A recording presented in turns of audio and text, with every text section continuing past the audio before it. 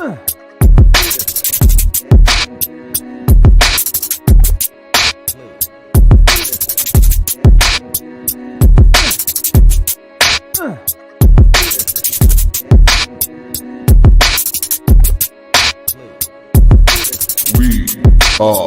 Legion. What is up, YouTube? Welcome to the Legion of Comics. It's Sunday night, so that means this is at week's end, the spoiler-filled look back at this week of comics, movies, TV shows, everything in the above listed categories. And there's a lot to talk about tonight, but before we dig into any of that, check this out.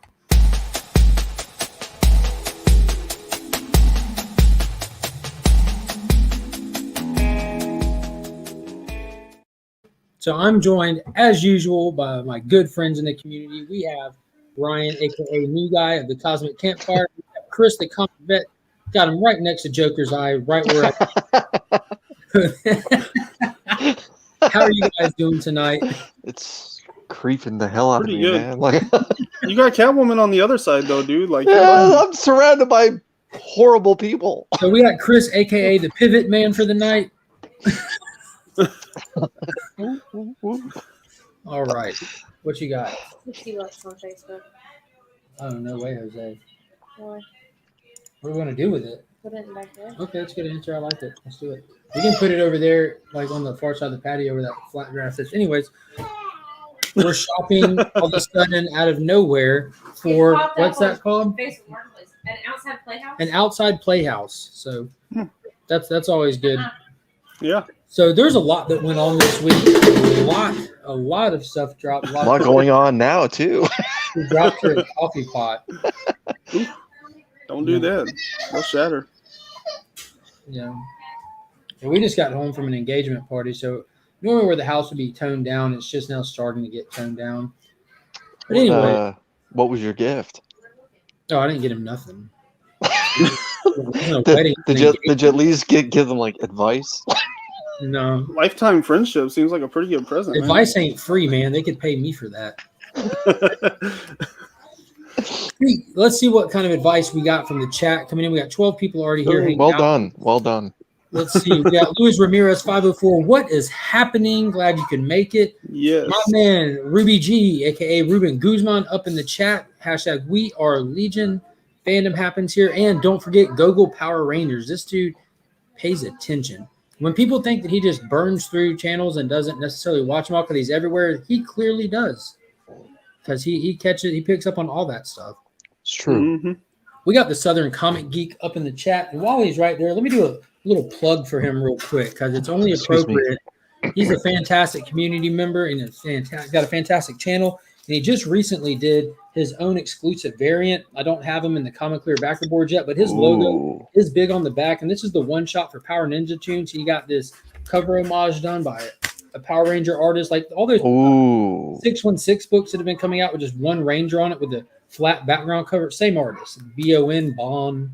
But he's got that chromium foil cover, limited to 10 copies. 10, only 10. And then that gold foil, which is... Can you stop smacking them then if they're not limited? Like, man. There's only 5 of these made. Check it out.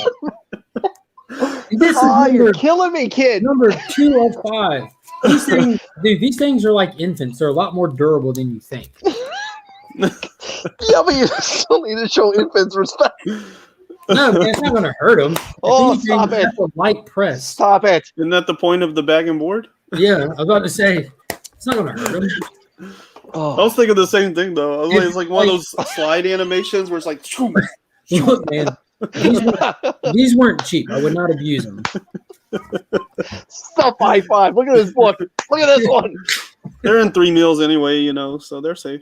They're safe. They're safe. But everybody, go check out Southern Comic Geek channel. Give him a subscribe. Go check out his Instagram. If you want to be an owner of one of those exclusive special edition clapback books, go check him out. Hit him up. He might not have plenty out of those limited ones. He might have some of the regular A covers left. But hello, Mars Comics. Glad you can make it. Always good to see you in here. I appreciate it. We got Wheelchair Superhero 87. I think he said his name is Kyle. Isn't that? Let me know if that's correct. I thought I saw that in the Burke fam chat. But if it is Kyle, what's up, Kyle? Glad you can make it.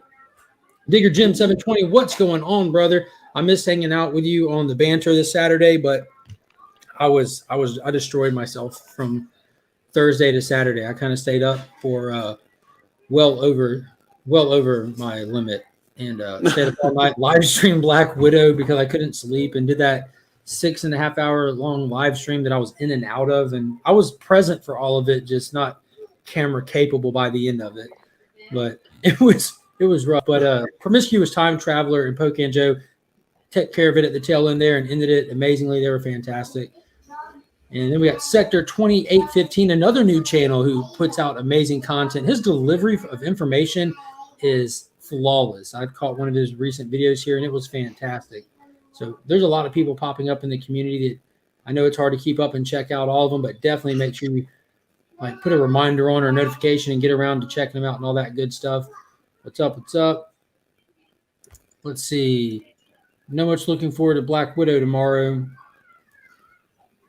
And Joe is up in the building. What is up? What is happening?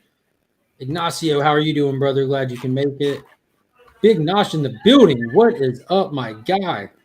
Dude, I love the videos that he put out. They're so candid with him just speaking honestly about like his views on collecting his collection and stuff. It has really struck a nerve with me here in the past few weeks. I love that SEG exclusive. Get you one, Lou. You know, Lou, you know what to do. All right. We got a lot of people. We have Austin LeMay is up in the building. And I got to say, I'm heartbroken that I tried to stay awake in that epic no sleep session I did, because he put one of his original covers up for sale in an auction. And I literally fell asleep about between 5 to 10 minutes before it went up. And I missed out. Yeah.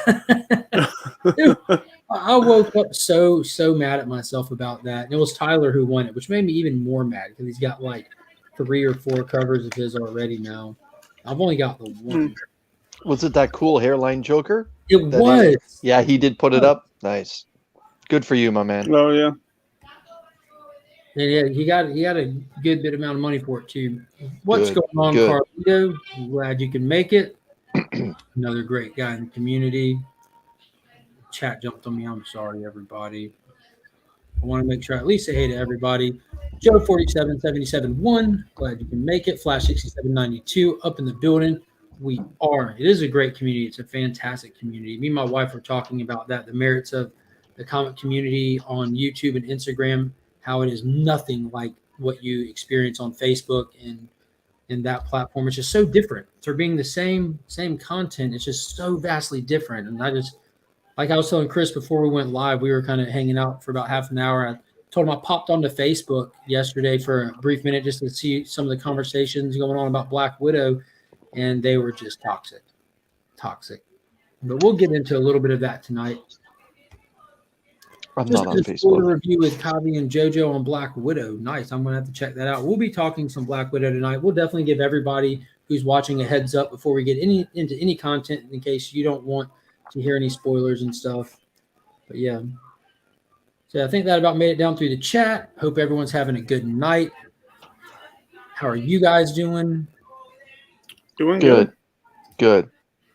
Yeah, I agree, I'm- Carlo. I'm- Facebook is definitely the king of toxicity. Them or System of a Down, one of the two. I gave up Facebook a few years ago and never looked back. Yeah, I still have it. I'm on there once in a blue moon just to. I'm in a group. There's one group in there that I actually like keep up with. You know, like I'll pop in every day to see what's going on, and that's a closed group with the John Jang stuff. Oh, okay. Alan Claw, Is John frequent on Facebook? John's frequent everywhere, like interacts and talks to everybody on all social media. But there's a lot of actual like big artists all together in this closed group, like Aaron Bartley, Alan Claw, John Jang. Yeah. And, it's just a fantastic group, and it's completely positive. You know, just very supportive and very like. I'm drawn to that kind of stuff, especially after experiencing this community for the past year and seeing what it can be versus what the exposure like to social media comic stuff was on Facebook. It's just ugh. Ugh. So I you asked how I'm doing. I'm still coming down. I'm still coming down. So for those in the chat who haven't read it, we live by the Miranda brothers, published by Aftershock Comics, is one of the most high praised books that this channel has pushed since it's existed. Ryan included it in one of his upcoming comic videos that he does. And this was early on, before me and Ryan were even really doing content together on the regular like we do. But I was watching his stuff and everything, and I saw his, like, these are the books I'm going to be looking out for this week. And We Live was listed on it. I'm like, that sounds pretty cool. It's outside of my normal wheelhouse of stuff. And then I went to a shop, and the guy who worked there, it was like the owner and the guy who worked there. The guy who worked there said, "Hey, check this book out. It looks cool. Finn would probably like it. You ought to read it to him." So I'm like, yeah, if that's 2 recommendations in 1 week, it's calling to me. I'll try it. Well, I read it and realized this is not for kids. No, no, no. I went back and I asked him if he had ever read it. He's like, no. I'm like, you should read it before you recommend it. It's like Stray Dog, man. It's not for kids. But it turned out to be probably hands down my favorite read easily in the last couple of years. I'd have to really think back, and like it's in my top 5 favorite reads of all time at this point. It is really up there. Oh, yeah. And Chris just now had the chance to finish it. So the 3 of us have been doing this for a while now. That for those that watch this Sunday nights, and both Mark and Ryan have been very kind and not spoiling We Live to me at all. And both of them have been like, Chris, you need to read this book. We want you to read this book so much so that we're not going to talk about it until you read it. And this is a spoiler-based show. Like that's the right. Line of this show. It's a spoiler. So knowing that these 2 were really pushing this on me, I quietly put my eye out and put feelers out to try and get my hands on books, because I believe when the 2 of you turned me on to it, issue 5 had just dropped, and both of you had that oh my god moment, and to say the least. And my LCS that I shop at on the reg didn't bring it in. Like Mark mentioned, it is an Aftershock book, so it's a smaller publishing house. We Live, the very first issue was not a big number printed book, even though it's now gone into, I believe, 5 printings. Four printings, and multiple. Each issue is now seeing additional printings. Yeah. And either way, I said to the owner of my LCS, because I do try to be loyal to him, just for personal reasons. You know, he does cut me in a lot of deals when it comes to new books and older books and slabs that he gets here and there. And I said, is it going to be going into a trade? So he looked it up. He said, yep, this is the release date. Do you want me to order you in one? And I said, yeah, it's been really, really recommended to me highly by a few different sources that I really trust. Let me have it. So I got We Live last month, Ryan, right? Last month, I believe. I think so. Yeah, middle of June, We Live, or early June, We Live, the trade was released. So I got my copy. And what's up, Scott? And and both Ryan and Mark, especially Mark, was saying, take your time and read this book. Don't rush through the book. Don't power read it. Don't graze over it. You know, where there's parts where you should listen, you should use your phone and scan the barcode that's in there and listen to the music. The music ties into the feel and the drama and the narrative that's happening in the book. By God, they're right. So home run. I'll tell everyone who's watching this right now, this is the first time in God knows how many years where I started reading a book and I stopped. And I stopped 2 issues into it, and I went back to start reading it again because I felt like I was missing stuff. Not because I wasn't keeping up with the narrative, just because I felt like I wasn't appreciating the artwork and the background exterior artwork that's in this book. The book, I want to say the book is busy, but it's not busy. Just because of, like, you can see the detail here on the original cover. This is all the way through the story. Like, all 5 issues, the interiors match what the cover is for how beautiful the artwork by Inoki really is. Here's the kicker. I stopped again after the 3rd issue and started over one more time. this afternoon. That's a got rough home. place to stop. Rest in peace, Seth. Wham! So, after the cult showed up, Mhm. I decided, okay, I'm going to do this one more time, and I'm going to go through this properly, and I'm going to just sit down and just pure quietness, turn off the TV, and just read the book. And now I've seen reactions to the conclusion. I've seen Mark's family members read it and have that moment. And I'll tell you guys now, before we go into great detail about the three, what I feel is the three central characters of the book.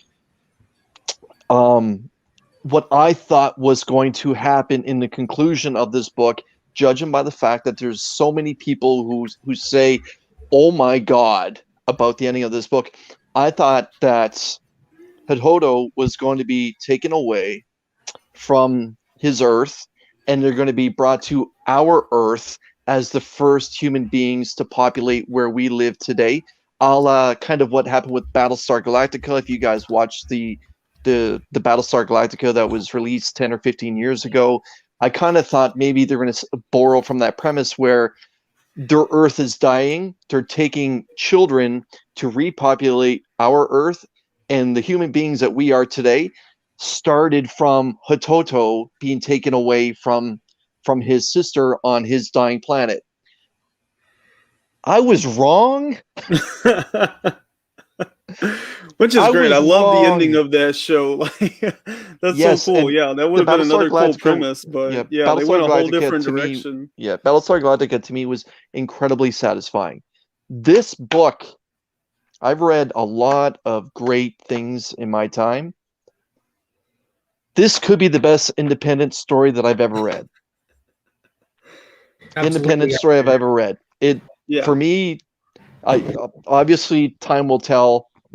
Craven's Last Hunt, The Killing Joke. Mark's going to talk about the Long Halloween, Hush. Frank Miller's Daredevil, The Death of Elektra. All fantastic stories. Alan Moore, Swamp Thing. The Miranda Brothers, We Live. If you haven't read this, I've said it before and I'll say it again, you're doing it wrong. I was doing it wrong. And these two gentlemen here pointed me in the right direction. At the end, when we see Hototo, I'm going to let you guys talk about it because you guys have been sitting on this egg for months. But when Hototo realizes, Monkey. I don't want to say realizes, like, oh my God, this is who I am, but I mean realizes the character that he becomes.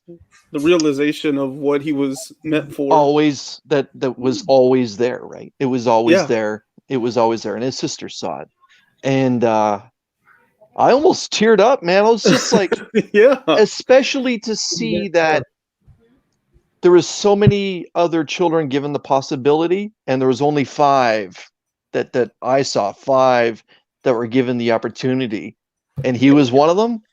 It was like, yeah, man. Yeah. And as a parent, I mentioned to Mark earlier before we went live, as a parent, you always want the best for your children, and you want to hold their hand when they're going through tough moments. And to witness these 2 young children going through hell and surrounded by nonstop death for such stupid reasons, all the death that surrounded their journey. It was incredibly satisfying for that moment where the sister has the flashback, and when Hototo the realization of who he is to become and becomes, and he stops in front of his sister and he says what he says, and she has that flashback moment of when he's just a little boy and she's putting the costume on him for the first time. I was like, oh man, you guys, man. Jeff, you nailed it. I think we all got dust in our eyes on this. Hey, real quick, I do want to say hello to Flo Dameron and address this real quick. He says I need to get super chat set up so we can support.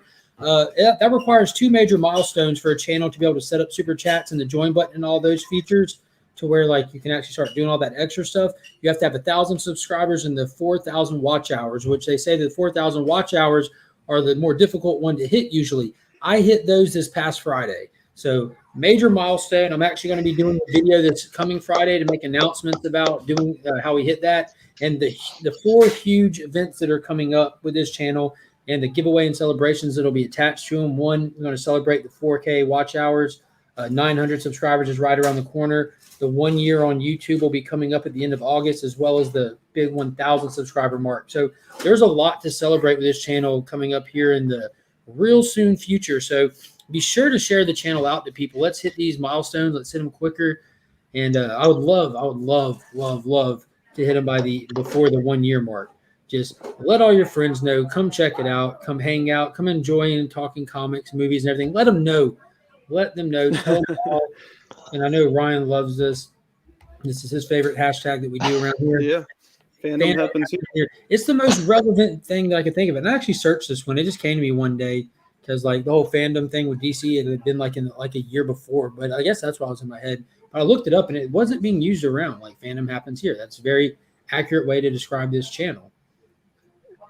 But yeah, I like that a lot. But yeah, so I'm almost to the point where I can activate those features for the channel. And I do plan on doing something with it, you know, where the people that do contribute to the channel will be able to get rewarded for it. All the stuff that the channel brings in, I'm going to use it to fund the channel, like for other giveaways. And I don't necessarily need to upgrade any of my tech or anything like that. You know, I'm a content over equipment kind of guy, and I've been fortunate enough that people have donated a nice microphone and a new camera to the channel already. So I'm just going to use it all back into fuel the channel with giveaways and stuff like that, and find ways to make it more interactive for the people that are watching.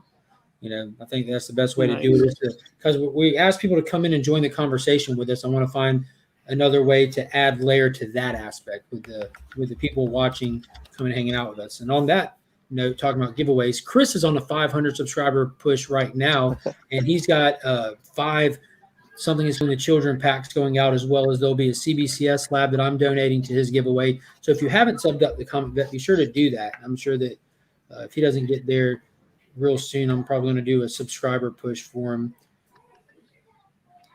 Well, I appreciate that, my man. Yeah. So real quick, I don't want to get lost in the comments, but what's up, Blasting and Stashing Comics? They had a fantastic show this last Friday night. That's Huey, I'm assuming. Y'all had a fantastic show. I wasn't as interactive in the chat as I normally am because I was doing double duty. Had that playing, had Burke stream on another device so he can show some support there. And I was working on content on the laptop. It's been a Clarence with a K.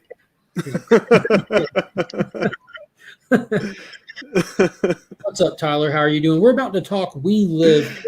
Full spoilers for the first time on the channel, because now all 3 of us have finally read it.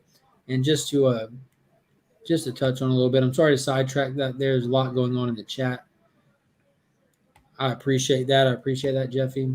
Live streams make it easier to get watch hours. Yeah, and the best thing about that with the live streams is that's actually the most enjoyable part of doing all this, is the interaction and actually talking. And that's kind of where this channel is more focused at, is like talking about the books that we're reading and the stories involved in them, as well as the shows and stuff. We're definitely a story-based conversation kind of channel more than anything. You know, do a little bit of this, a little bit of that, but that's really where most of it is. Long Halloween. Yeah, we'll talk about the Long Halloween tonight. I would say it'll be spoiler-free, but I'll go and let you know now. It is absolutely comic accurate. Absolutely comic accurate. So if you've read the comic, wonderful, you're not worried about spoilers. You're just sitting there with your eyes blowed back and your mind blown on how amazing they handled this movie.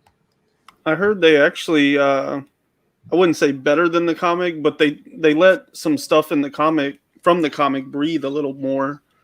That's what I was telling stuff Chris about that with the way that they paced it. I even told him, like, the way that people carry dialogue in this movie is actually spaced out. Like, they're like people that think about what they say before they say it, you know, people not like me. And that's how they're actually delivering dialogue in this, so that it creates the proper tone and the ambiance of the film. And going back, watching this made me hate Tynan's Batman run. Like, don't take that the wrong way.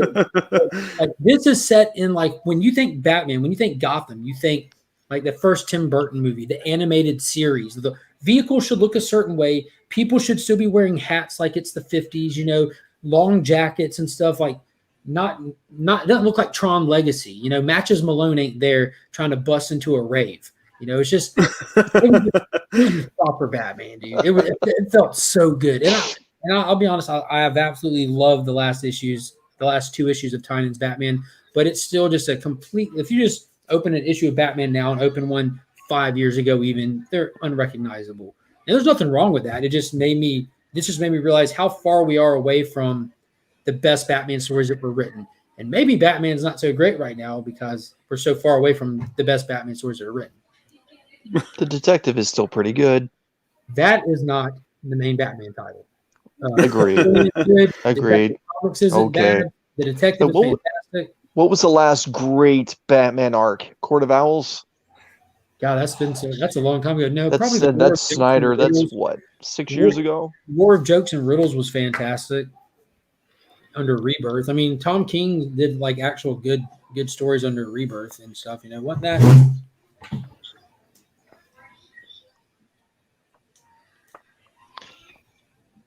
Oh, I've got the collected version of it somewhere over here. But anyways, Yeah. Look, there we go. The timeless style of the story works so good for Batman, and that's what they really hit on because it doesn't look like it's set in the past, but it looks like it's set in its own era. Like this is unique to Gotham. Agreed. That's what made the animated series so great is that like there was really no pigeonholing what time period that was in. It was just like elements of all kinds of different things, even like fantastical elements like all the police blimps and all that. Yeah. But I'll go ahead and just note since y'all haven't watched it yet, but it was fantastic. It was spot on. The voice casting was excellent in it. They, like I said, they just really brought it to life. They didn't do what they did with Batman Hush, where they took one of the best Batman stories up until that point, and just completely crapped on it. Like they took everything that made Hush so great, and they're like, let's do something different so that the people watching it have something new to experience. I don't think their intention was to ruin the story. They wanted to give you the story, but retold where you still have mystery. You still have dude, these are comic fans wanting to watch it brought to life. I understand that, but the general audience probably are watching it for a different reason. We wanted to see it brought to life. If you didn't read the comic Hush and you saw the comic accurate, you would be absolutely fine. It's cool.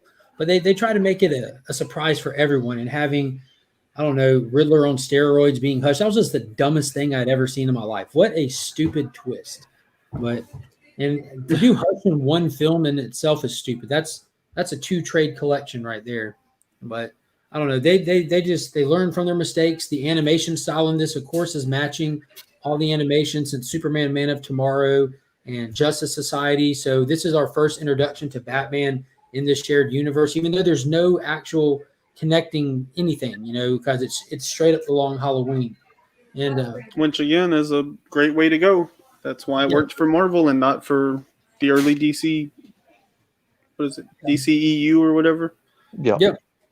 But it was absolutely fantastic. But again, the animation style matches perfectly. Where pre-Dark Side War, you'd have your connecting movies, and then when they did their specific adaptations, it would kind of like match the style of the book with the animation. They didn't go for that in this, and that's one thing that bugged me a little bit.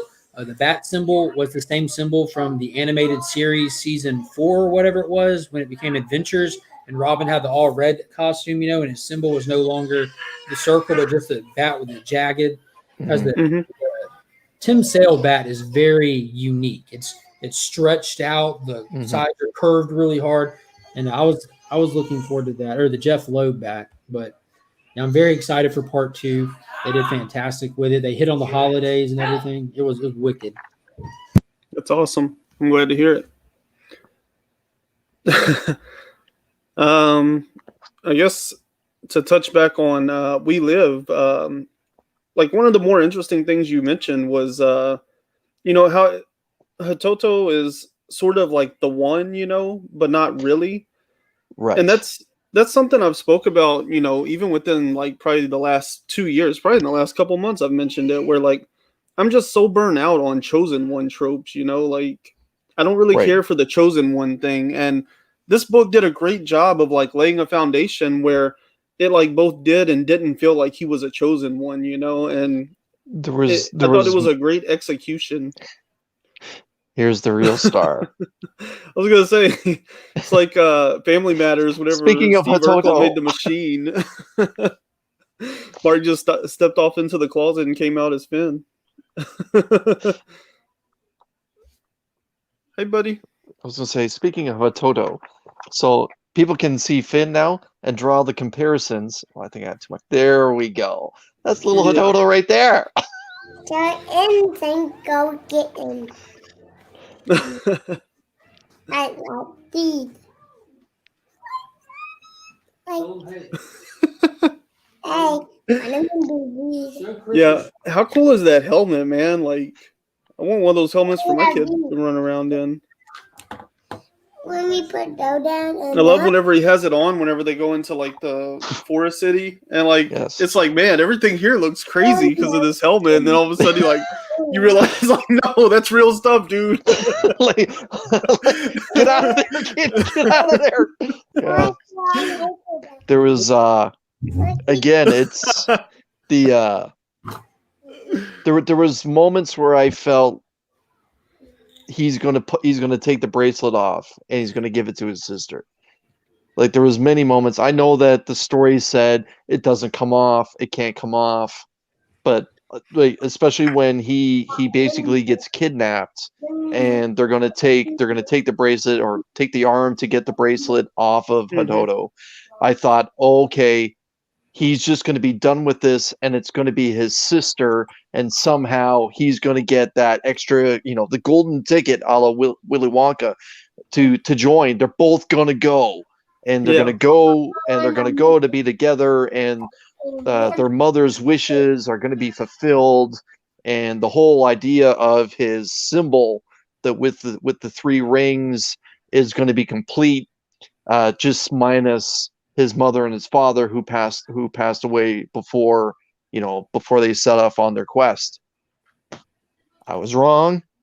I was wrong. He becomes for those we're going to spoil the hell out of We Live. So for those that don't know this, to me he seems like he's almost a 4 or 5 year old boy, and I'd give him that, like maybe 6 at most. 6. Right, Yeah. and his sister's probably somewhere between 9 and 10 or 8 and 10 maybe. He's at a young enough age that we're in this world and everything that he's aware of, he's still like living in and Still, it's fairy tale, you know what I mean? He's Still trying to find, like glass is very half full, right?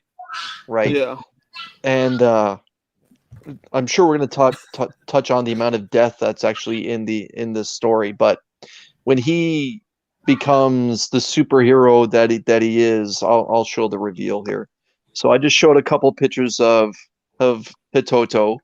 It's a brother and sister saga. There is a third character in here that we lose, I believe. Yeah. Right, Alice. I guess we can consider. Yeah, absolutely. Yes, Alice. We would Alice consider was a integral. character. I showed a picture of young Hototo, and at the end he has this bracelet that an alien race says they're going to take all these children away and start a new Earth. Well, that's not necessarily what happens, but this is Hototo being taken away, and over here there are some other children who've been taken away, but they are not the chosen ones. So in the end, they end up perishing as they're taken away. And only 5 children, and Hototo here becomes one of them. He kind of gets swallowed up in like this, I want to say venom type of symbiote, like a little bit of black goo going around him. And this 4-year-old boy becomes a superhero to protect the human race. And along with 4 other teammates, we actually don't see them get into action, but Hototo returns as a full-grown man and says to his sister, Tala, don't be afraid. And she flashes back to when he is first putting on his childlike costume. And at that moment, he flies away to take on Earth's enemies. And that's the final scene that we have of Hototo is now a superhero. The one thing that he wanted to be, the one thing that he said all along he was, once he put on that costume that his sister made for him in the beginning of the book. He takes off with his 4 teammates to take on nature. It's nature that's repelling against Earth. And the conclusion of the book says 3 years later. So apparently, Hidoto and his teammates are doing the right thing.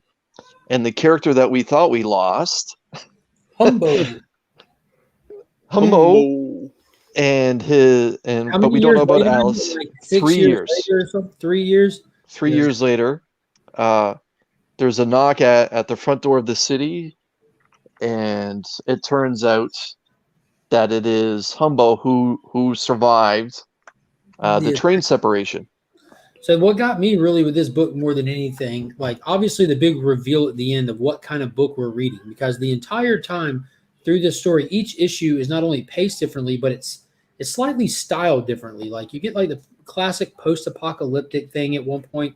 You get the classic sci-fi twist in issue 3, I think. In issue 3. In issue 2, they make sure they let you know that no one's safe with a major death of a character who you think is going to be pulled through the entire series. Yeah, Like, This guy's about to the take them through their Gandalf of the journey. group, right? Yeah, like Gandalf he's of Yeah. the group. ripped off out of nowhere. Like this is a book that is very rare that a book that you're reading can actually, as Ryan put it, give you a gotcha moment, like where you actually like jump back in your seat. Like I remember talking to him at the time.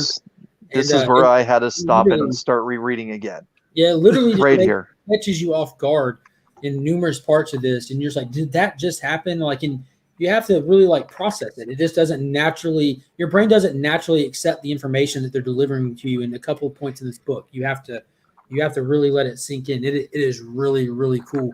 And but what got me was trying to spot what genre book I was reading, and that's why I kind of recommend to people, as you're reading this book, kind of gap the issues. Don't just binge read all 5 issues. At least sit down after an issue, give yourself 20, 30 minutes, process what you read, and start the next issue, because it does not flow like water. You know, there is small time jumps in some of the issues, not all of them, tons of information. But by the end of the book, you realize that this is not a post-apocalyptic survival movie.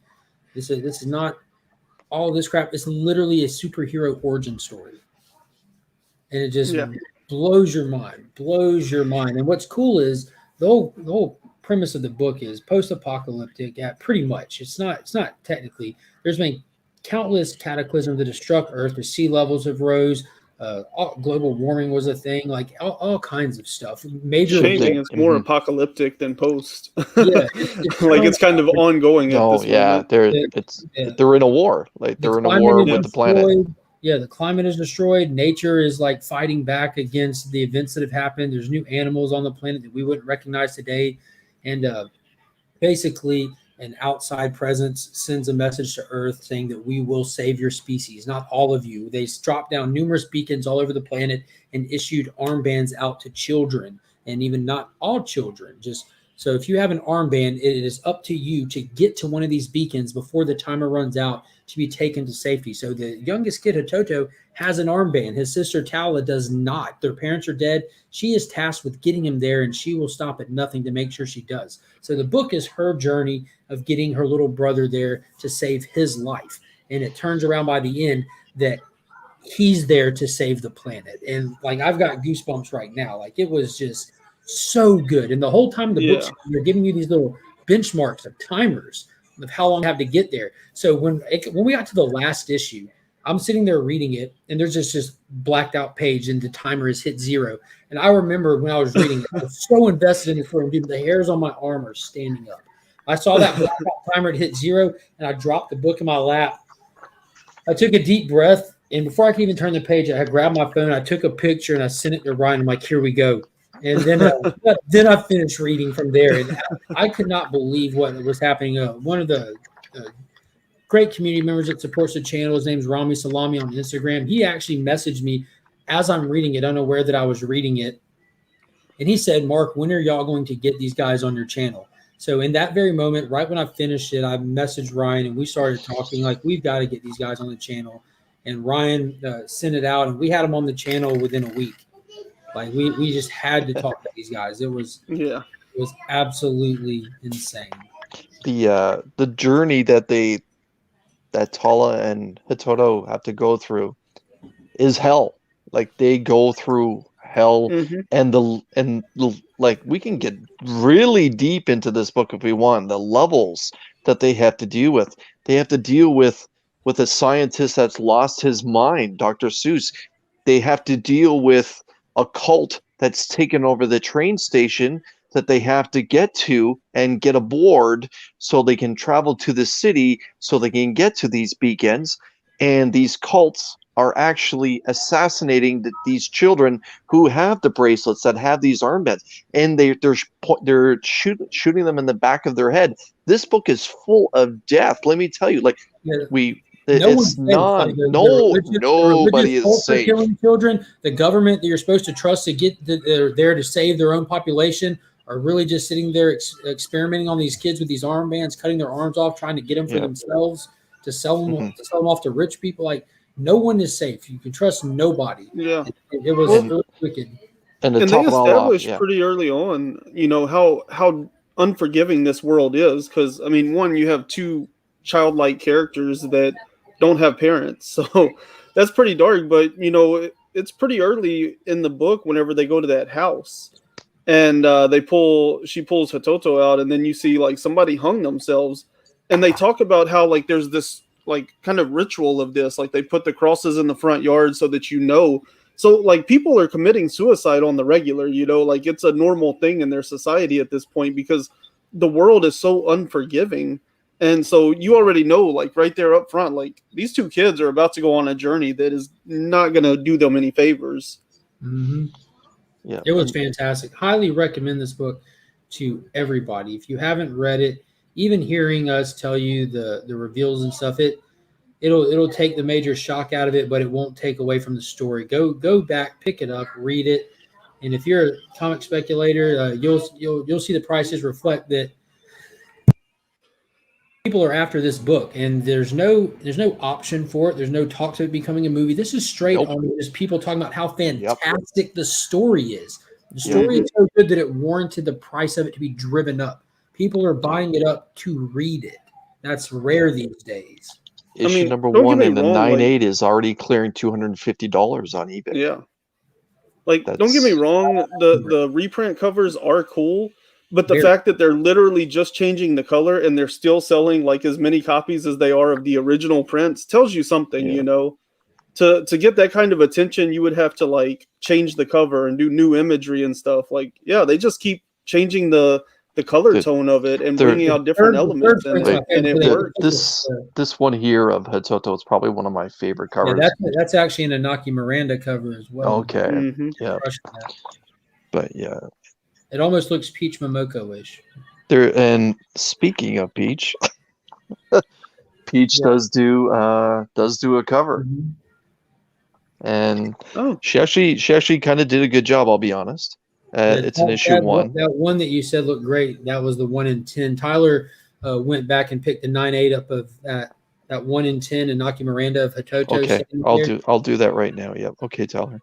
And that actually blew up the very next week after he bought it. It does have a cover gallery in the tail end of this, like most trades do. And so yeah, this is the normal issue 1 and the second printing. Rest in peace, Simon. Gone too soon. Too soon. Seriously, man. I was like, they didn't even like try to injure him. They took his head off. Like they literally anyways, and he was a good dude. Anyways, this is, like I mentioned just a moment ago, this is probably one of my favorites. That's the one. It just shows the innocence of him, just staring at everything that's in front of him. Not to get too deep on everybody. I feel like you got too deep. Sorry. This is the Peach.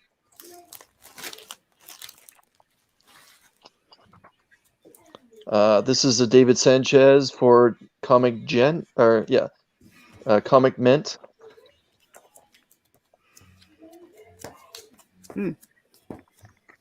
Yeah, that one's really expensive right now. This is issue 1 for the Comic Alpha exclusive and an incentive. Both of these are actually fantastic as well. Mm-hmm. Yeah.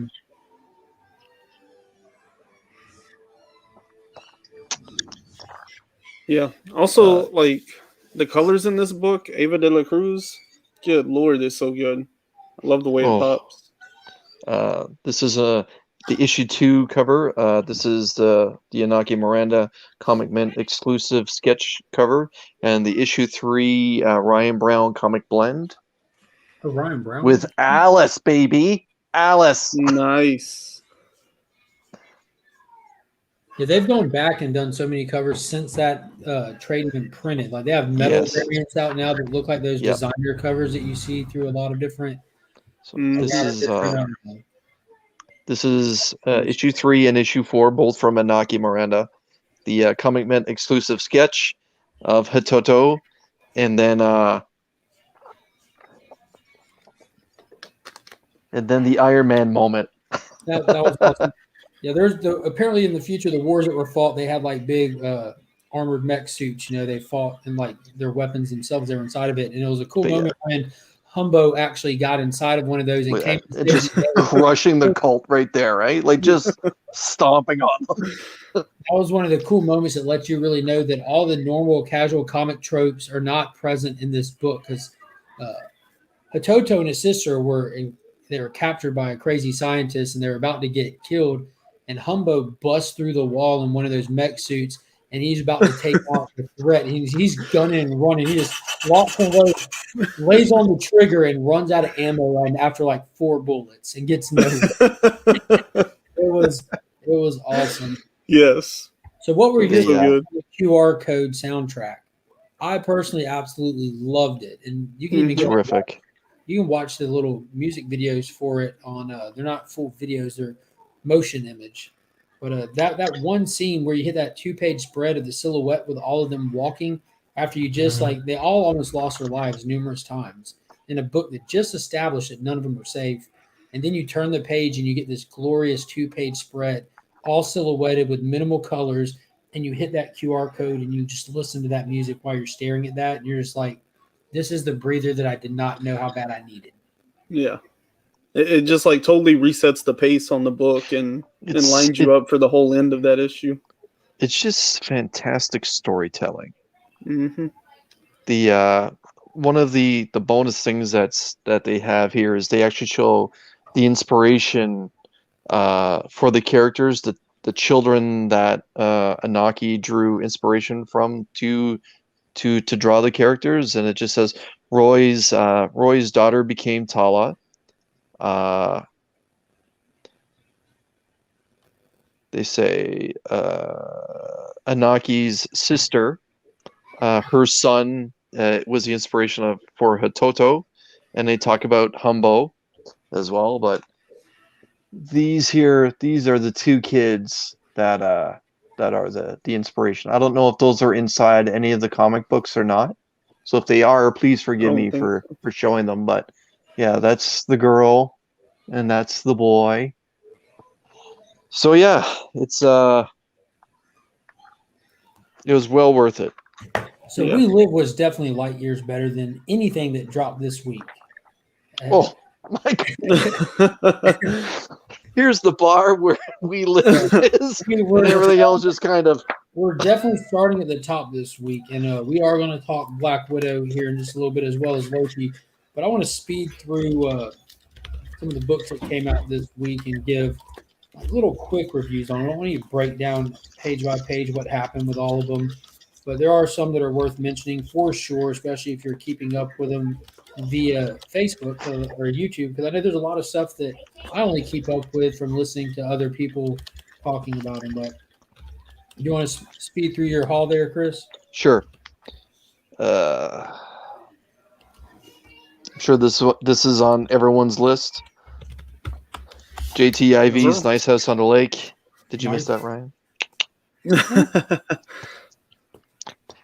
Out of Body, where I got to learn about a new disease. Skybound X.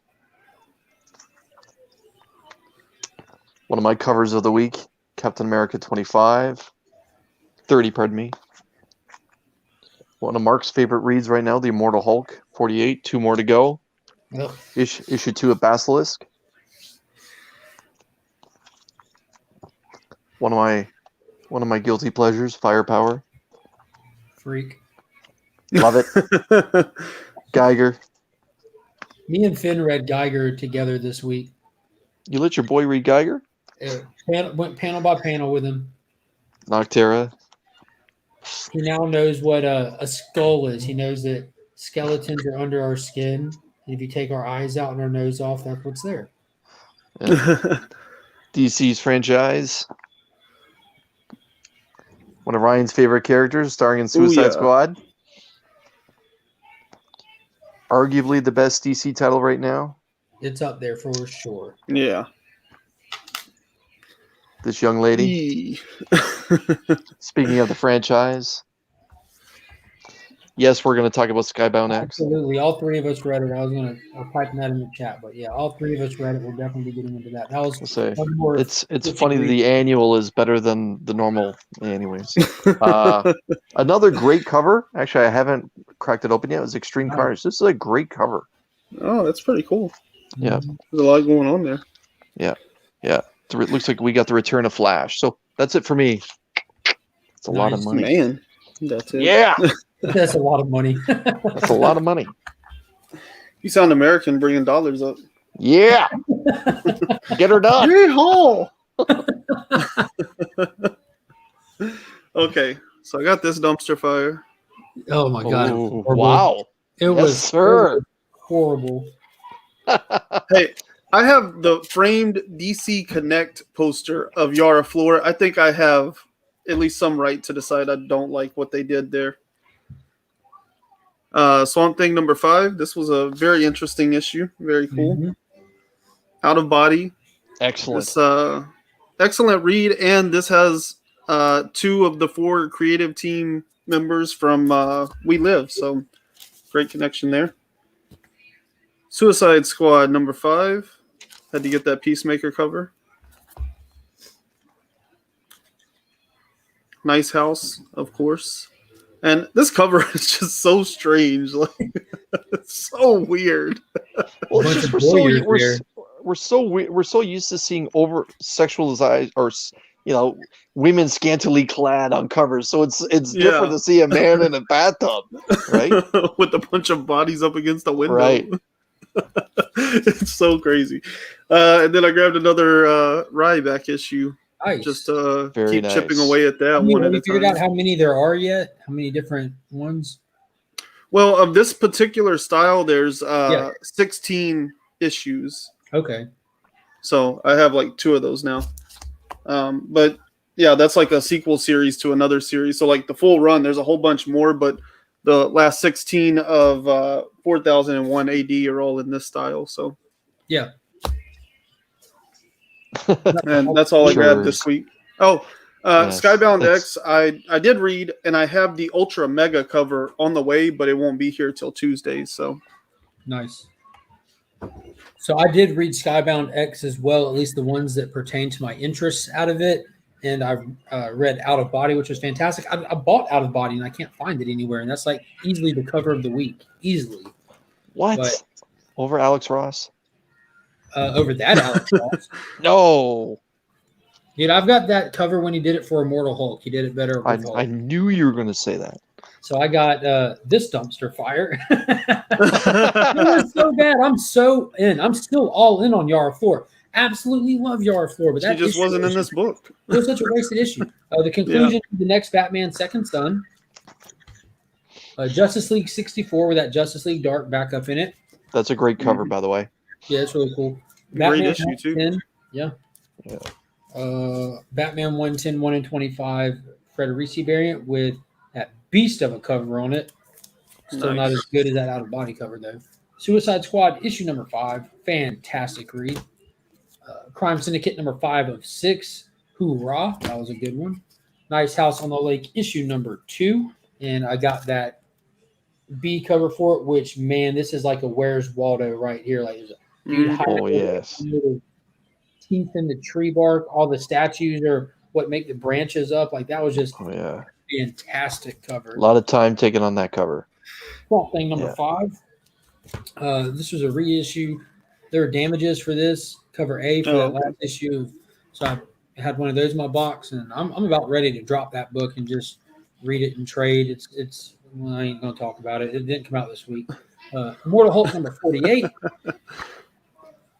Geiger number 4 continues to be great. So Stop that smacking those books. dude, that's what the paper's there Stop for. it. It's my book. I It's mine, Chris. I have not read God Killers, but yes, that cover was fantastic. I did include it in my new comic book day video, but I can't remember what the cover looked like for it. I wish I can figure out how to join you guys. Talking about the join button on the channels. My channel does not have that yet. We mentioned it earlier on. You might not have been in here yet, but I've just crossed one of the 2 milestones that are required for them to let you enable those features on your channel with the super chats and the join features. We'll be able to kick so much more back to the people that support the channel. So those announcements about all of that will be coming this coming Friday. I'll be getting ready to go on vacation, go out of town. So I'm going to do an announcement video with just a little unboxing while I go through all the announcements of what next week will look like on my channel while I'm not in town. I've got something great planned, an awesome video series that I'm going to do, and I'm really impressed with the thumbnails I made for it. It's true. He's been talking about it for a while. Okay, so you guys want to talk All about day. Jedi Rick? So Let's start with Skybound Skybound X. Yeah, definitely. So real quick, what Skybound X is, for those that don't know, this is a celebration of the last years of Skybound X, which is the imprint under Image Comics that Robert Kirkman owns. So as you know, Image Comics is a creator-owned company. So all the people that write and create under Image, they pretty much have their own independent studio. So Skybound X, more or less, is the Robert Kirkman one, kind of like how Jim Lee's was Wildstorm that he sold to DC and stuff like that. So this is a celebration of all the books that have come out under his imprint for the past 10 years. So for the next 5 weeks, 1 book a week will come out where it features a small short story of all these different properties that have come out over the last 10 years. And there'll be a connecting fabric to it, which is this Rick 2K. So it's Rick Grimes set in the future, and they're going back and playing this story like the original pitch for Walking Dead. The way that he got this book to print was he lied and said that there's zombies, Valentino. that there's going to be aliens that caused the whole zombie pandemic. And they're like, that's awesome. So he started writing this book. By the time they get a few issues in, they're like, where are the aliens? He's like, haha, there aren't. So they're going back and they're actually writing that story, but they're jumping ahead after the aliens invaded, and it's wild. So you got Rick with a metal hand, pretty much with a lightsaber, with a little superhero jumpsuit. You have the aliens there that are harvesting people. I think they said they're there for like resources or something. Yes. They want to make the people into slaves to help serve them. Yeah, it's always about water. Water is their currency or something. Yeah. Mm-hmm.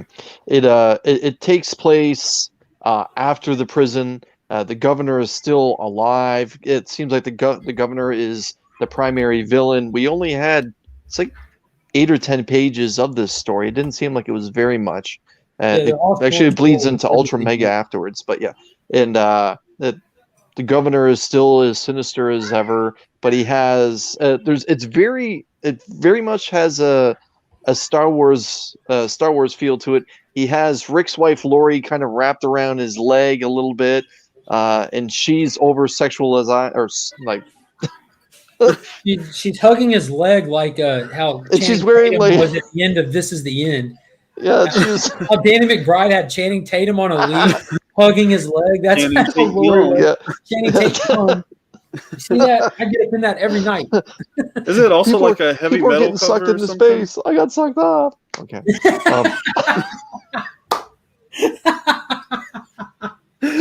Yeah, it was awesome. Great movie, but anyways, they play into all yes. the tropes in this, man, like with the outfits, with the over extreme sci-fi elements, or the fact that they put them all in superhero outfits, and Rick just wakes up just like he did in Walking Dead. He wakes up in the hospital after everything has changed. It's that same format. He wakes up. Yeah, except it's changed again. Except it's Star Wars. Like Mark mentioned, he wakes up with his hand gone, but he's got a robotic hand, like what Luke Skywalker had at the end of The Empire Strikes Back. And he takes a step forward, and all of a sudden this closet opens up, and there's this like superhero suit that he has to put on, and he steps outside, and everything is just gone gangbusters. And next thing we know, there's like a lightsaber cutting through a zombie, and it's oh my god, why am I blanking out on her name? Michonne. It's Michonne? Michonne, and it's Dude, Michonne, she went out like a sack. dude. and I was gonna say, and Michonne lasts just a few. She lasts just long enough to give a ton of exposition.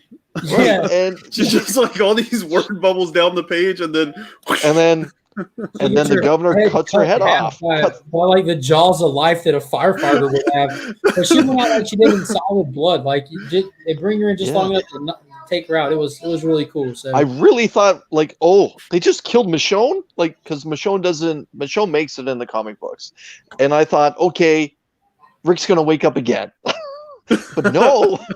He picks up her lightsaber and then like starts the battle with his with the governor. Yeah, it's a wild ride. Like I said, it's only 8 to a dozen pages, but it really is a wild ride.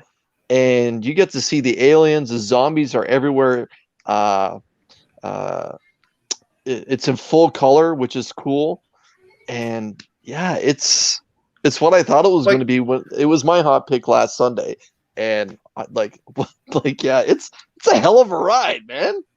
I enjoyed it, but like there was some stuff about it that was just a little cheesy, and I was trying to figure out. It's definitely it's poking fun at itself, right? Yeah. Okay, see, that's what I was wondering. I was like, I think because even like the title Rick Grimes 2000, that was 21 years ago. Like, how is 2000 the future? So I was like, I think it's supposed to be kind of tongue in cheek because of that title and stuff. But I was like, I'm not totally sure if this is a Walking Dead vibe or not. You didn't tell by the I don't know, the Geoforce outfit he's wearing or the robotic hand or the lightsaber that it might be a little corny. Absolutely. It was the but, two. I mean, more to the point is like Michonne like gives all of this exposition and then she just like gets her head clipped in half.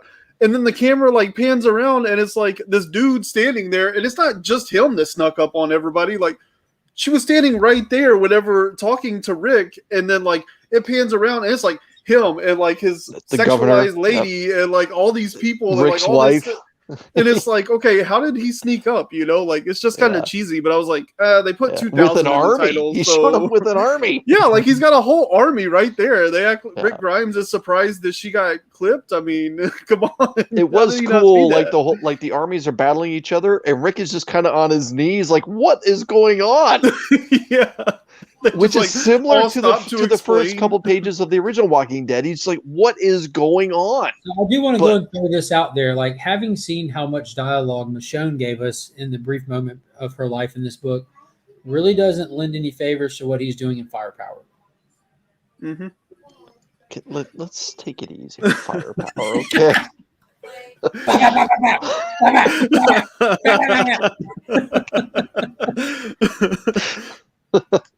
But it's it was a hell of a ride. Did you guys read the Ultra Mega short story? Yes, and that's I stopped after that. I have no connection to any of the other books, but Ultra Mega was exactly what I needed. That moment, what's his name, Joel? Mm-hmm. Wasn't that his like his, no big Noah, brother? wasn't it? Noah, whatever his name is. Not the little kid, the older one, his guardian, like his pseudo big brother that we get brief flashbacks of his death in Ultra Mega, and like getting those moments and just seeing what he taught that kid. Why is that kid so tough? Why is he so fearless? And they didn't even give us much information, but the fact that he carries himself the way he did with somebody just kidnapped or chained up for whatever reason, just hanging out, and just how ominous it was to see the kaiju people like with the hoods on, how there was one, then there was three, but they're still able to go about their regular life before the kaiju people just overran everything. Like, oh, there's three of them now. Should we tell people? No, it should be fine. And I was like, oh my God, y'all are all going to die. Oh my God.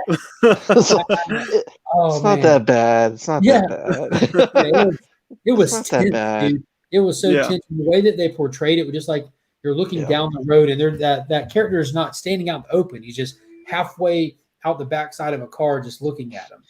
Then there's three. Then they're gone. Like, oh my God. It was like a horror movie moment. If they only knew what's about to happen. Yep. Yeah. It's it was a good book. I got Yeah. through those two, and yeah, I didn't read the Clementine story. I didn't read the Manifest Destiny story yet. I'll probably go through it. I mean, I am interested in the Oh, Clementine. you're not missing anything on that Manifest Destiny story. Okay, the I have no clue what that even was. okay, It's bad. but yeah, it's issue 2 will be out this Wednesday. I thought about, it was consideration for my hot pick for that came out today. I went a different avenue for those that haven't watched it. But yeah, The next one's got Murder just a Falcon. fun book. Let's like for the price point too, even though Yeah. they are very short stories, they were Yeah, I mean, really good. Yeah, I don't know. It's kind of tough because, like, I didn't care for Manifest Destiny. I have no investment in The Walking Dead. Like this Rick Grimes one, that was pretty cool because it feels like a really solid jumping on point. Clementine, though, like, it was cool, but like I have no real connection to it, and it's just like a prequel piece to a book that's coming out, in a year. So it was cool, but it wasn't like necessarily my favorite. I played a little bit of the Telltale game, but not enough to really have any connection. Right. And that Manifest Destiny one was pointless to me, but 52 pages for $5 is a really good price point. Yeah. Or Okay. probably like what, $20 in Canada? Yeah. Higher. $35, next 52 week, pages. Next week, I'll definitely be reading the Rick Grimes 2K portion of the book. I'll be reading that through all of it. Next week is the Murder Falcon inclusion, which I cannot wait to read as well. It's been a long time since there's any more of that. And that's another one of those tip tops. You got it, buddy. And after that, I'll probably just be reading the Rick story after that. Yeah. You carry Oh, on. wait, there's a Cowboy Bebop comic? Oh, my goodness. Are you still here, Tyler? I think I found that grail you were asking about. I'm going to have to go chase those now. Cool. So, Out of body. where do I want to go from there? I want to burn through a couple real quick before we dive into any more. Cool. Immortal Hulk number 48. We only have 2 more issues after this one. This was kind of just setting the tone of where we're going to go for the finale. So you have Hulk and the Gamma people have argued and fussed about it enough. They need to go back and save Banner, and he is still in the place below all.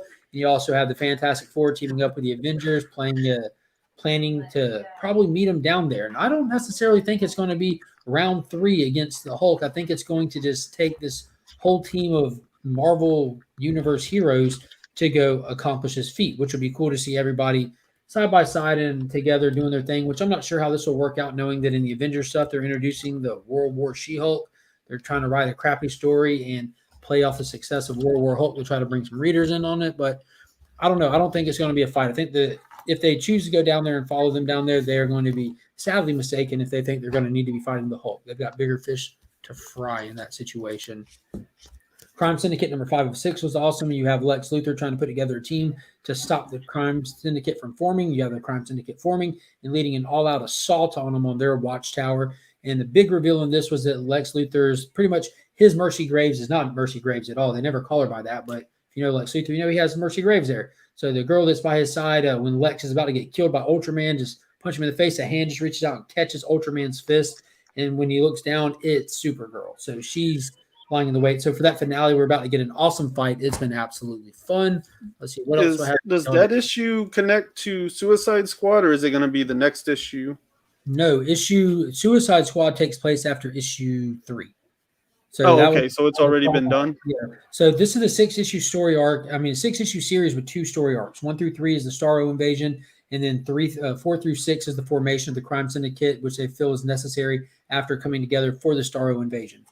And then Wonder Girl issue 2, because it's so crap, we're not going to waste a lot of time on it. There wasn't much to it. You see her get the little bolo from the mermaid, and that's it. Enough said. All right. Out of body. That scene was great. When she comes out of the water, that panel, loved That's it. all it was worth So talking good. The rest of the book from there could just die, and I would not care. Yeah.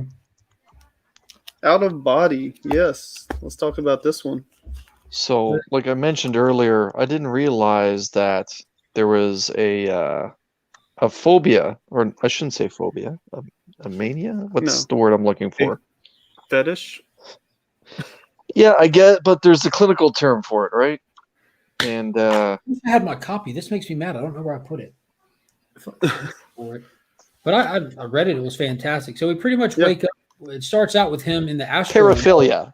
Paraphilia. That's the word I'm looking for. You're jumping right to a weird point in the book, Chris. I'm trying to. Yeah. I don't Right. care. Paraphilia is a thing, and I didn't know it was a thing. Well, I'm glad that you're able to. We'll put a get name there, to though. what you have going on. It starts off with our main character in the astral world, looking down the tunnel at the white light at the end. You get a little bit of dialogue from old girl who's in Louisiana or somewhere. Well, I forget where she's at, New Orleans. Or I don't remember if they said exactly.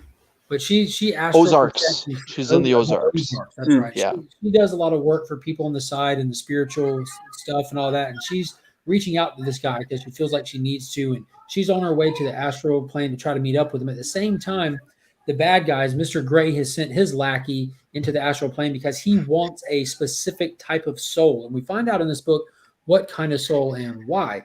So the lackey meets up with him there at the astral point where he's about to go into the light because it feels right. It feels natural. But we learn in this book that's the last thing you're supposed to do. Right at the time that she shows up and pulls him away and pulls him out of there. But it was pretty cool because the little lackey guy brings back a soul for Mr. Gray, who tries to eat it and finds out it was actually a dead person's soul, not somebody who's teetering on life. So he wants one of these souls where someone's teetering on life because he has to eat them to sustain himself. So now we know the motives of the bad guy. But I know Chris is dying to tell you what's going on with our main character in the real world. So he's in a coma. Chris. So he's in a coma. He's been visited by a couple people, one of which is his brother. That seems like he's battling a drug addiction, or he's down on his luck. He doesn't have that much money, and he's arguing with someone who is his coworker. But I believe this is the lady that he's having an affair with. Am I right there? Yes. Well, Yeah. she's Okay. He's having a relationship with. Right. So yeah. So she's the one that's married. So they're arguing over the body, and a thick nurse comes in and says what's going on, and promptly kicks both of these two people out, the brother and the lover, and the nurse kind of touches them and says, "Are you in there, honey?" And then that's the last we see of the nurse. Boosh. As the story continues. I'll let Ryan fill in what's happening with his astral projection. He's dealing with meeting people through his astral projection and seeing the darker side of what could happen to him. Or should I just tell the nurse story? Yeah, finish your nurse story. Okay, so all this stuff is happening with his astral projection or his soul, as he's being told. Really Chris, the nurse is going around raping people in comas. That's all there is. And his astral projection is returning to his body, and as he's returning, he sees this thick nurse just giving her on his body. Thick nurse giving her. And that's Canadian what she's doing. kindness at its finest. There we go. That's a little Canadianism for you. And yeah, she's like taking him for a good ride, and then he decides. He says a clinical term that I didn't know existed. He's like, paraphilia is not really my area of expertise. As he looks at this nurse who's riding his, near-death body, and he decides to go into her to see what's going on in her mind. If she is this habitual? And goddamn, it is. She makes he sees a history of having sex with people that are near death, and it looks like someone that's actually in a coffin as well. So she's into a little bit of the necrophilia as well. I don't know if that was showing her doing that. Like, it was just showing that she was just into dead people. It didn't actually show her performing those actions. Yeah. All right. And for those that are questioning me saying she's thick, look at that. She's healthy. She can carry a lot of groceries. Yeah. So you my grandma would say she's blessed. There's other stuff that happens, but this is the part of the story I focused on. Yeah. So as always, Joe's here to help you out even more. So teratophilia, sexual attraction to monsters or deformed people. There you go. You can add another one to your repertoire. Teratophilia. Yeah, and Teratophilia. Very good. I guess the one aspect of the story that we didn't really touch on there is that he finds out that he can basically like possess people, and but he can't stay in his spirit form for too long. He can't stay inside somebody's body too long, otherwise it messes everything up, and he'll get stuck get there lost. or whatever Yeah. else. Yeah. Yeah. He gets stuck And in there's But chaos. it also seems untethered- like the longer he spends in somebody's body, the more like messed up they come back from it whenever he leaves. Yeah. So Yeah. that There's adds an interesting layer to the detective side of things, because remember, he's also trying to figure out who tried to Hurt murder him. Mhm. And so that adds this element where he'll be able to possess bodies and like actually rummage around their brains for information, as well as maybe like get them to do some investigative work for him too. So it's the first issue was a lot of layers. The second issue was probably just as many. So this is a book I really like. It just has a lot going on, and it's well paced and explains all of that stuff. So It's very I thought that was intelligent. pretty It's cool. very well written. Yes. Yeah. And it's beautiful to look at as well. Mm-hmm. Yeah. So it was good. So highly recommend that book for anybody. And Inaki Miranda, who did the art and story for We Live, is actually doing the art for it as well. It is really good. Hmm. It's written by Peter Milligan. It's drawn by Inaki Miranda. Art or colors are done by Ava de la Cruz. So a lot of good talent on it. The colors, the artwork is absolutely beautiful. Love the way it all pops. Burn through Good for another one. Aftershock. Hmm. Justice League number 64 was pretty good this week. We kind of get the first look in real continuity time at the United Planets, and they have their own team of heroes that are dealing with Sinmar, the villain from the final story arc of Bendis' run on Superman. And he has gotten free, and he is whooping tail, and he's coming for Superman. He's psycho. He just wants to destroy Superman. That's what he was designed for, what he exists for, and he's on his way. So he breaks out the United Planets. They warn the Justice League that he's on the way, and it ends in awesome fashion with the big battle between Superman and Sinmar coming in the next issue. The backup story was Justice League Dark. It was kind of a throwaway story at this point, just introducing Batman to the element just long enough Mm-hmm. to use him as a pivot person to set up another character's importance and how capable they are. Batman just got temporarily outclassed, and before he even had to figure out how to move on and deal with the threat, someone was able to come in and take care of that threat. And that was that girl that woke up in the previous issue, who she's like the final night of the round table that nobody knew about. So it's pretty, it was pretty cool, but I don't want to see Batman in anything but Batman stories at this point. I forget who's usually here that agrees with me that they wouldn't pay for Justice League if it was separate, and that Justice League Dark has carried the title. But this week, I have to say, Justice League really took the cake on this one. Like, Big time. they do some stuff with Green Arrow that's really cool, really good, and kind of ties together with the Checkmate stuff. Mhm. And you get like a really cool scene with like Black Adam and Naomi, who I've been kind of critical of even being there, but like they were great in this issue. And then of course you get that awesome ending with Superman where they're like, how much time do we have? And he looks up and sees a twinkle in the sky, and then the next panel is just like, dude right on top of him.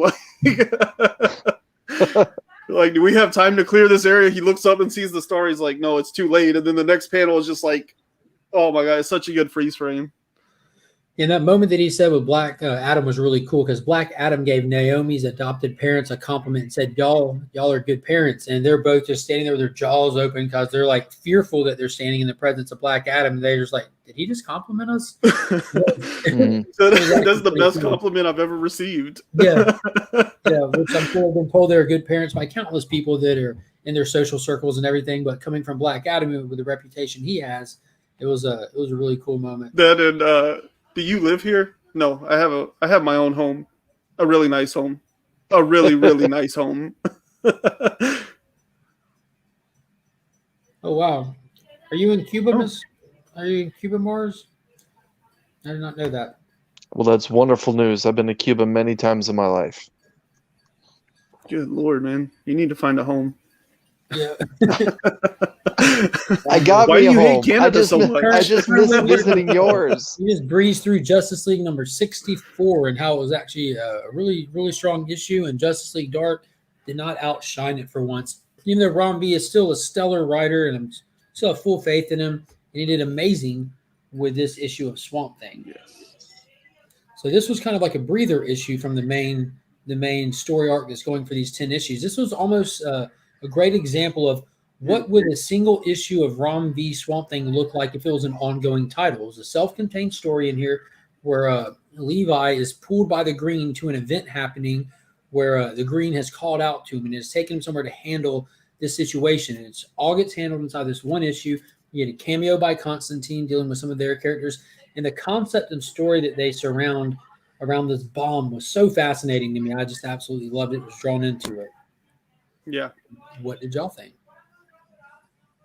I agree. I wasn't as keen on the artwork. I thought it was a little more animated than I usually prefer, but for a single issue, it's fine. And it worked for this story for the most part, but yeah, it was just a little more animated looking than I would have preferred. But I really like the story and the message. I love the Constantine stuff where, you know, she's just like cuts her hand and he's like, you know, people use phones these like he gets introduced with the lighting of a cigarette, which is just like perfect, you know, every time. And then he's just like, people use phones these days, and you're like, oh yeah, it's Constantine, I got you. And so yeah, it was a really cool issue and a nice like kind of in between thing to kind of step away from the story that they've been carrying through. Yeah, so the whole concept behind the bomb was cool. Like, so what it is Constantine gets called by one of his associates to this apartment where everything's going crazy. People are fighting in the hallways. Her friend is missing who left the room for a minute, and they find him in the basement with like pipes and tubes all running through him, and they learn that underneath the building is a World War II era bomb that dropped that never went off. And the hate and anger that was attached to that action of dropping that bomb in World War II has come to life in its own form, and it's infecting people. And Swamp Thing and Constantine, through the action in this book, get the bomb out of there, take it far away, and Swamp Thing sets it off, thus freeing the people in the apartment of the hate and rage that was surrounding and haunting that place through that bomb. It was really cool. It was really cool. How great would it be if we had like a 6-issue series on Black Label starring both Constantine and Swamp Thing? Just a Justice League Dark series would be decent. I mean, just the two of them, though, man. Like, Yeah. just explore the mythos that Alan Moore did with the two of them. Anyways, but yeah, it was. I really like the look of his Swamp Thing. To be honest with you, that his avatar, I really like the look of it. Yeah. Now, Black Label would be a great place to do it. They're doing great things at Black Label, and easily right now the biggest one that everyone's talking about at Black Label is Nice House on the Lake.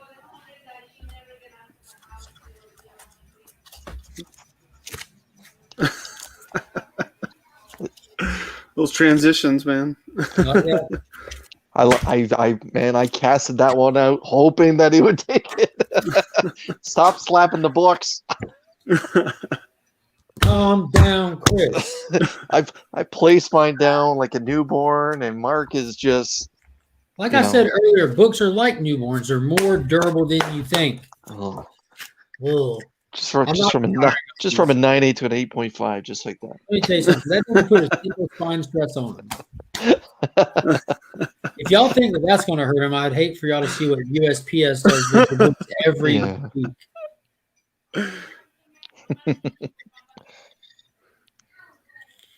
So, do we want to talk about Easter eggs? Someone sold March Mark. The Nice House on the Lake was cool. It looked like they're sticking with the same format they did with the first one, where they introduced us to the artist right in the opening page, and we kind of get the story told through her lenses, and we get a little bit of backstory on her and why she belongs at the house, how she's associated with any of the other people at the house. So they do that with this character right there playing the piano, and we get a cool little backstory of how he knew Walter in college and everything, and that's why he's at the house. And we also get a cool little, like, I'm liking these intros because it's almost like a flash forward to an ending, like this is where it's because you have this whole fiery orange looking background. You have all these statues and trees around them and what have yous. And I'm kind of thinking if they're still on Earth, if they're even by the house or what is what. But this was kind of the fallout of the events at the end of the first issue where he blew up old girl's hand and how everyone was responding to that and responding to the news of all their loved ones being gone. We found out the statues that are outside the house are not just inanimate objects. That they serve a purpose, they have a function, that a specific one, if you touch it, it shows you the answer to what all these people must be wondering. What's going on with my loved ones? What's going on with my home? And they take turns touching it and see that they all have nothing to go back to, whether it's giving them the truth or it's projecting what it needs them to think to keep them where they're at. Who knows? We also have a couple that Walter comes to and asks to help keep the peace in the house and drive the agenda and the just the function of the house forward and help him keep everything peaceful, because these people tied up, it's going to go south quick. And Walter's laid out a daily agenda to keep them active, to keep them moving, to keep their minds busy, to keep them sane. So we have we're starting to see like this whole survivor thing where you have cliques forming, and how that will work out and play. We shall see. It never works out for any of those thoughts and douchebags on MTV that go through those challenges and form those little cliques. So we'll see how it works out for these people. Yeah. What's MTV? Guy, I got you for a second there. This called the Max premiered back in the day. I said it before. I said it to Mark before, and I'll say it again. The college scene at the beginning, where Walter is just kind of sprawled out with a lot of Easter eggs around him. My God, does he not look like Tynan? Like, I really like. Again, the close-ups that happens here, I really feel that the artist had Tynan himself in mind. Yeah, I was thinking the same thing because we got Like, 15 issues of Come we on. got like 15 issues of Something is Killing the Children with a character named James. So it seems like he has a little bit of difficulty removing himself from his book sometimes. But I thought that splash page right there was great. You can look around that apartment forever and you just see little things and stuff like, I was reading it digitally and like you can just like zoom in and zoom in, you can see all of that stuff in there. So it was another strong issue. It has me wondering how deep the rabbit hole is going to go. As a couple was exploring the house, they found this little safe room with guns everywhere. Like, why would there be guns present in here if they're self-contained in a safe location to protect themselves from the outside world?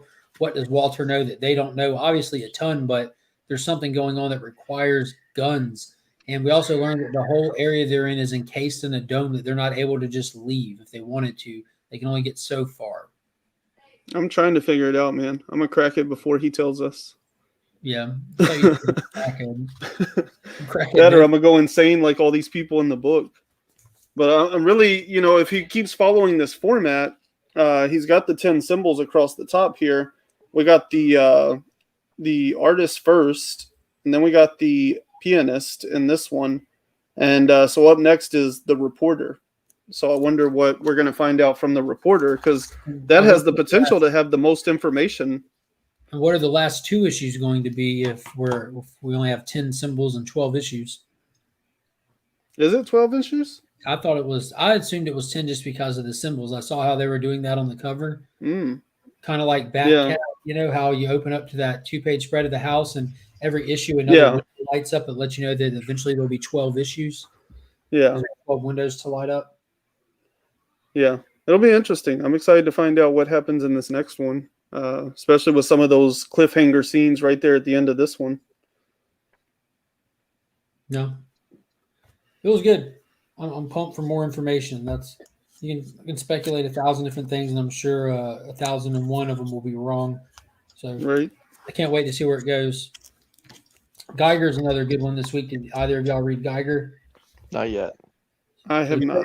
What did Finn think?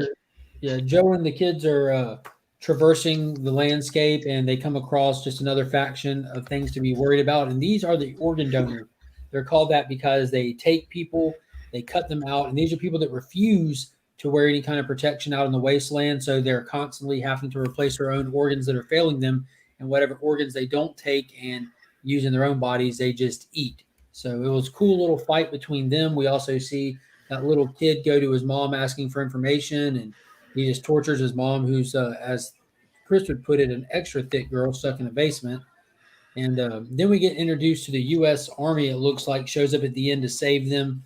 And that's where it cliffhangs. But it was a fun issue. The artwork is phenomenal. Great fight scene in there.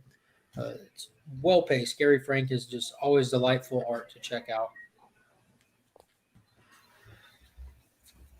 Did you read Basilisk #2 yet, Chris? I did not. No. It was a cool issue. We got to explore some of the other powers. We got like more information on what the, because they're clearly the five senses, but we kind of got to see like smell and touch, and I think that's the only two powers we really got to see in action in this one. But we also got more setup between the main character with the thing and then the girl that she's with that are out that's out for revenge. They have some good scenes together that really develops their their relationship and what they're going to be doing through the series, so I'm excited for more Basilisk. It's really cool. It's Cullen Bunn, so like, I mean, I guess you could call it tropey, but it's definitely within his style and his wheelhouse. But like, if you like his style and all of that, then like, this is definitely a series worth checking out. I enjoyed the first one. I'm looking forward to this one. I don't think it's like a book on the hot seat for me. I'll definitely be picking up issue 3, and if it at that point it may become like a little bit of a hot seat book, whether whether I finish the series or not, because I do believe it is a limited series. Yeah, I think it's only 5 issues. Okay. Which, like, to me, that's what Cullen Bunn does really well. He does like these 5-issue series. It'll be like somebody with powers or something comes into like a small town, and you kind of explore the fallout and the effect they have on that small town. So that to me is like his favorite works. And he's one of those writers, like every one of his books is like a 7, like he's never written I've never read anything from him that like totally blew my mind, but I've never read anything that was like lower than a 7 either, So for me, that's what I like about Cullen Bunn, is how incredibly consistent he is. Ball sack. You'll get there, Scott. You'll get there. Yeah. Okay. Mars is saying it was incredibly gory. Yeah. Took her by surprise on that one. Like, there's a great diner scene, and then like, whenever they leave that diner, there's a lot of bodies. Nice. Might have to check it out. Yeah, it's good stuff. Either of y'all read Suicide Squad? Yeah, I know. Of course. Not yet. Well, let's talk about the backbone of the DC continuity. Continues to it sure is. That connects all things that are main continuity. This one takes us into 2 different locations in one issues. It's again, it's kind of like a step away issue where instead of following the main team and the main story arc, we step aside and see that Amanda Waller has had blood sport the whole time, hopping between these worlds that we've seen that she's been able to do since Future State, kind of looking to recruit people to her overall agenda. And we get Bloodsport teeing off against the crime syndicate, him finding out that this is the first world where he's seen the superheroes bad, and he fights them, and the whole thing ends with Ultraman recognizing that there's an explosive in his head and not knowing why it's there. I guess he couldn't fathom that the person he's working for would put a bomb in his head, so he assumes it's something to stop himself, so he takes it out of Bloodsport's head. So by the end of this, we get introduced to Bloodsport attached to the Suicide Squad, and then he's released of all burden by the end of it, which was really cool. And then we also, at the end, we see Waller pushing forward with the whole Alec Holland phenomenon. She's sending in Peacemaker to go track down Swamp Thing. So it was a fun issue. It tied into the Crime Syndicate back at issue 3 at the end of the invasion of Starro. So it was just a fun issue. Yeah. See, I'm glad you brought up like the Crime Syndicate and where it falls in, because I was like, this Starro thing is just like really weird. Like, they just dropped Starro in here for a moment just so that they can make what's her name, Sonic Canary or whatever, like run away. And I was like, that's just like really, really weird to bring in such a big character to make this one little thing play out. But since you talked about how it's like connected to whenever he showed up in Crime Syndicate and all that, that makes more sense.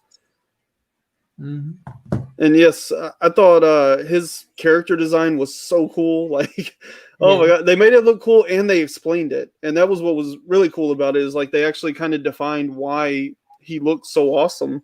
And then, like that one line really got me, he's like, basically I can teleport guns. And Waller gave me access to a lot of guns. And then a couple pages later, you see him just like hold his hand out, and this like sonic pistol just like materializes in his hand. And you're like, all right, I got this. This makes sense. Let's do this. And then he does, man. It's so good. The update on the suit was the way they did it was pretty slick, because they, in the first page of a lot of these, they've been kind of doing like a 1-page look back on a character that's kind of spotlighted in the book. So we got to see him like in that first suit where he's just got the tank top and the red bandana over his head when he took the assassination attempt on Superman. And then by the time the book gets rolling, he's in his modern movie accurate suit. So that the people who are reading comics and you see the movie coming next month, it's kind of bridged that a little bit too. So they made it relevant. They made it work without just like he's just all of a sudden in that suit because he hasn't really been around for a long time. And so we can really thank James Gunn and his creativity for giving us the necessity of this issue. So that was really cool. Yeah. And they got some like great action shots that show us like how physically able he is as well. You know, like he jumps from roof to roof and stuff. And they do some great shots of that, but it really shows you like he's capable of keeping up with somebody, you know, with a superpower basically. So I thought that was cool. And then, man, that stuff at the end with Ultraman there just, oh, my favorite. I was like, oh, here we go. This is great. Oh, I can't wait for more of that. Yeah, there's a lot of that in the Crime Syndicate limited series that's going. I read the first issue. Yeah, you got a few more to go. He actually has these kryptonite packs that he carries on him where he can pretty much juice himself. It's pretty cool. Yeah. I think let's see, let me look at my list here. Blah, blah, blah, blah, blah, blah, blah, blah, blah, blah, blah, blah. I read this book. Came out this week. I have that somewhere too. Like I'm missing a handful of books, but whatever. He-Man came out this week. I heard terrible things about it, but I am going to be getting that Alex Ross exclusive wraparound that's sold off of his website. Goes on sale this Wednesday. But yeah, dude, all cooked up on K, baby. Exactly. Kryptonite don't cut itself. Yeah. The last book that I'm sure that I read is Batman 109, which was cool. It's just a fight between Batman Batman me this week and Peacekeeper number one. It's been a busy weekend and a weird sleep schedule, so I'm way off. But Batman 110 was just a good fight between Peacekeeper number one and Batman. Batman gets wrecked. He takes him apart piece by piece. He continues to look like just a straight Terminator. There's a couple of cool little nods in there where Simon Saint was kind of like getting the rundown data on the fight and saw that they've been fighting for 18 minutes straight, which was a victory in itself because this is like version 1.0. And you see him like systematically take apart Batman. Like you see Batman duck and his cape gets cut in one scene.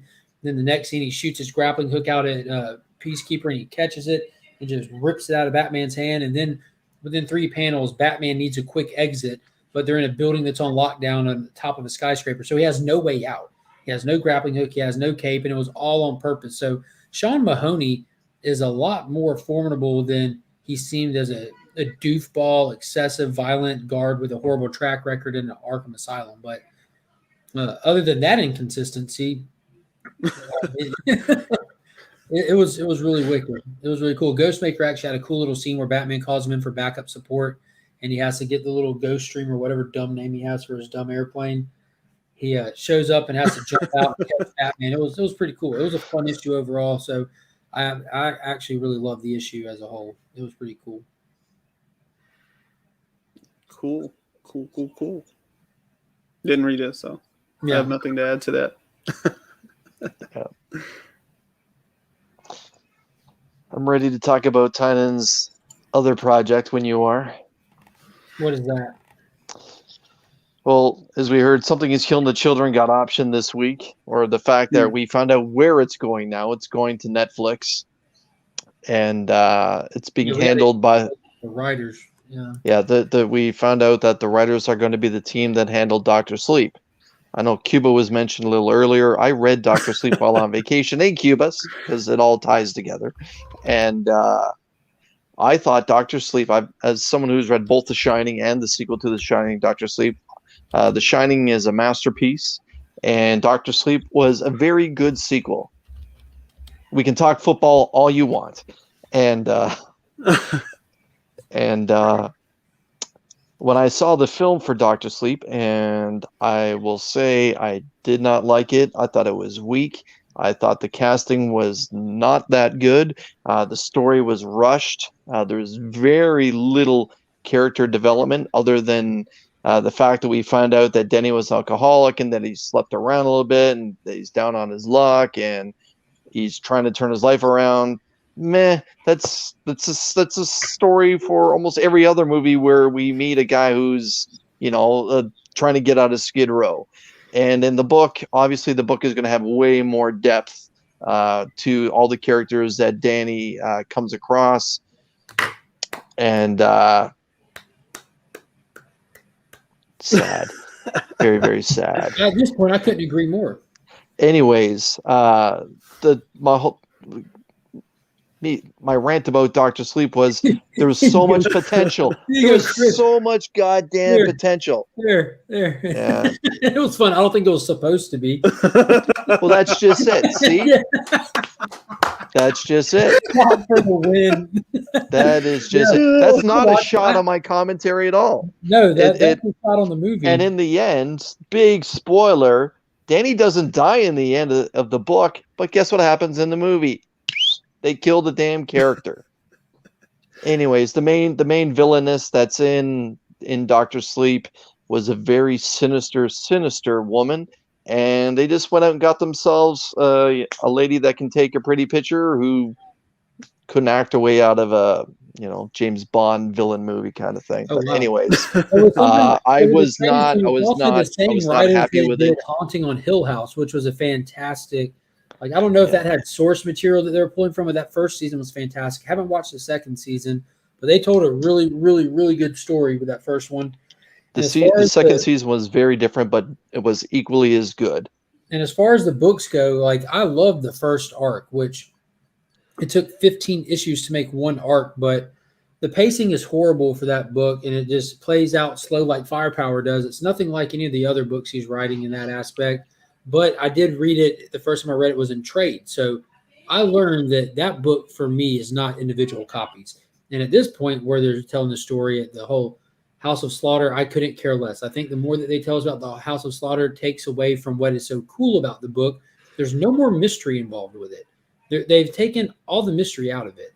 All like that little, like, I don't know, what's behind this door. Well, now it's just a bunch of whiny kids getting kicked in the balls and people. Yeah, I was literally just thinking. Constructed everything cool about that book in 2 issues.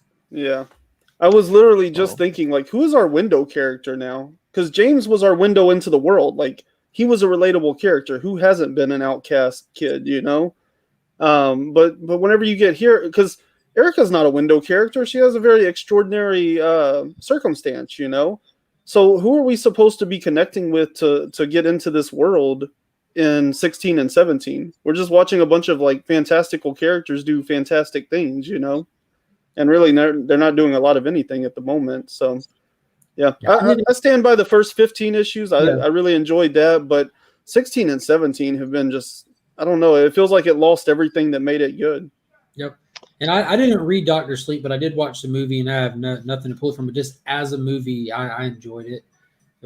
But again, I have nothing to compare it to. That often happens with books versus movies, And as far as The Shining goes, I know, like, when it comes to, like, that movie is fantastic. Stanley Kubrick did a fantastic job, but he took numerous liberties from the books. And if you watch the made-for-TV Shining movie that they did, like, in the late 90s, early 2000s, it's more book accurate, and it's really good, but it's not on par with Stanley Kubrick's, even though it's deviates from the books.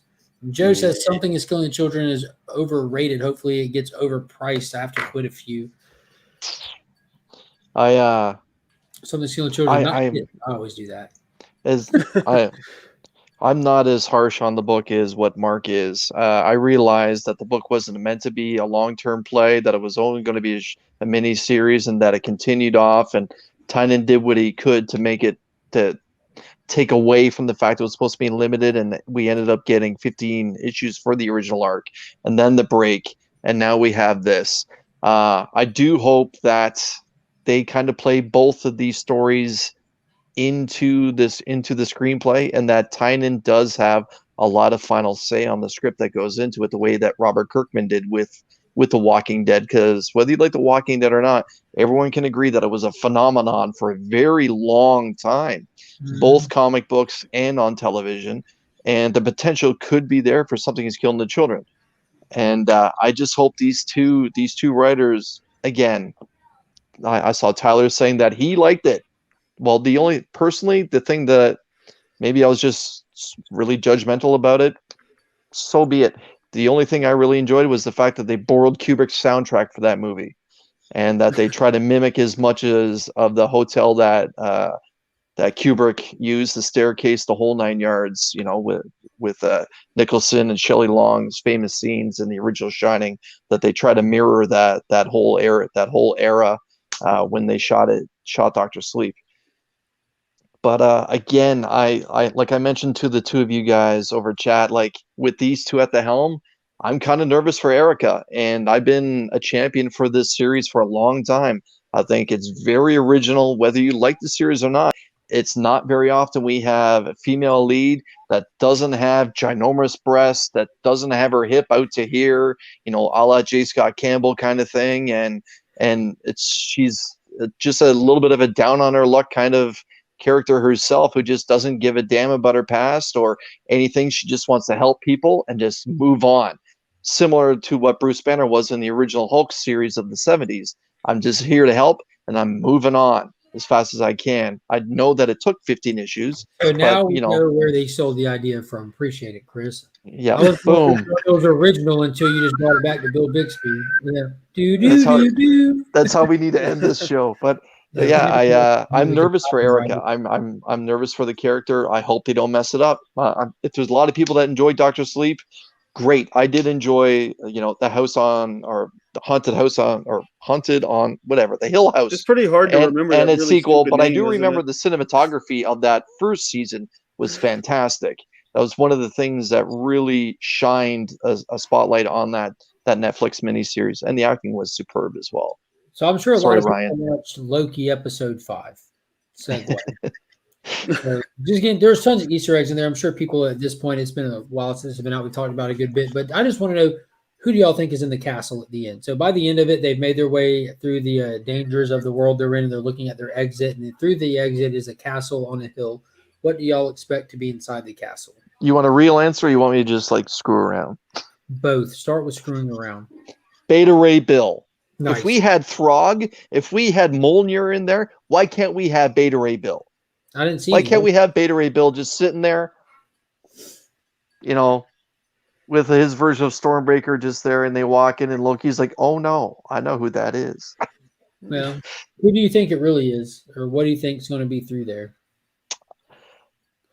You know, everyone's saying Kang the Conqueror. Obviously, I would love for it to be Kang the Conqueror. I think it's way too early for Kang the Conqueror. Now, I'm expecting it to just be another Loki. Like these years, 100%. It's just going to be another, maybe Tom Hiddleston aged, not as far as what Richard E. Grant was.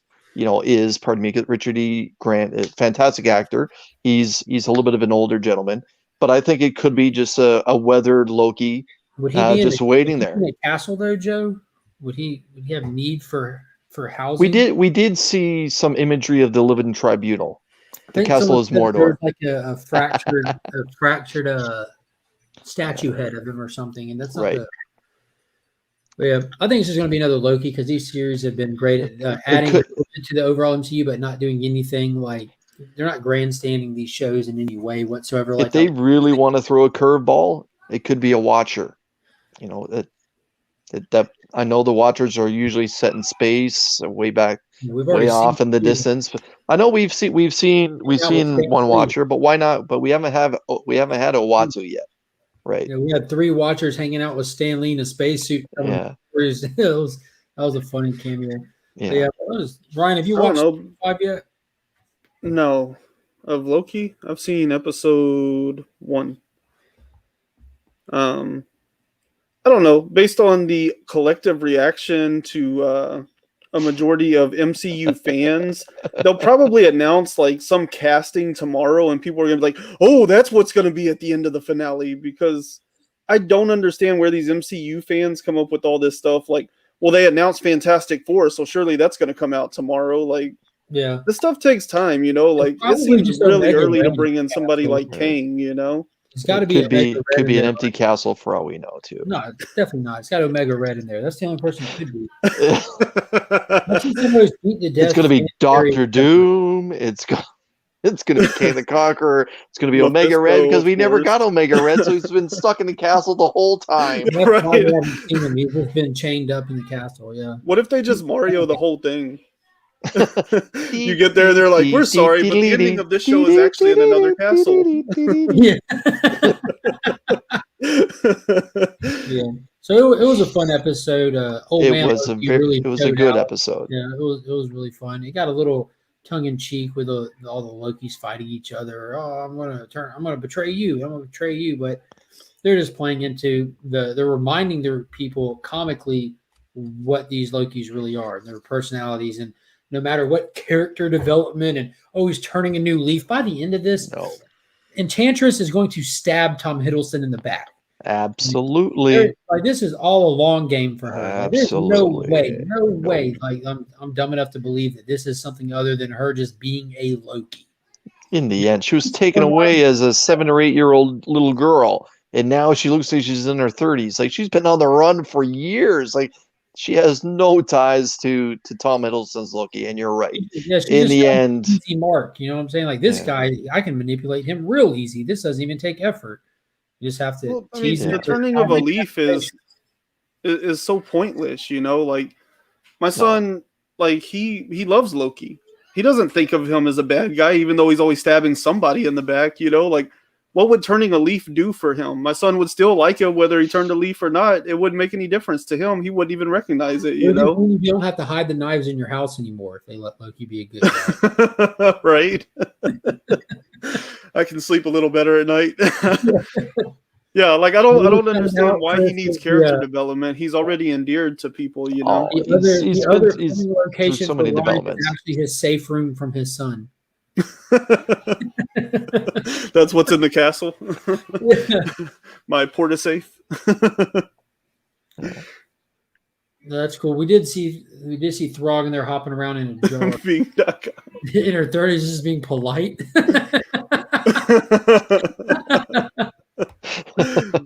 Yeah, it was fun. I'm excited for the finale. I don't have too high of expectations. I'm expecting it just Lived to a be rough life, Joe.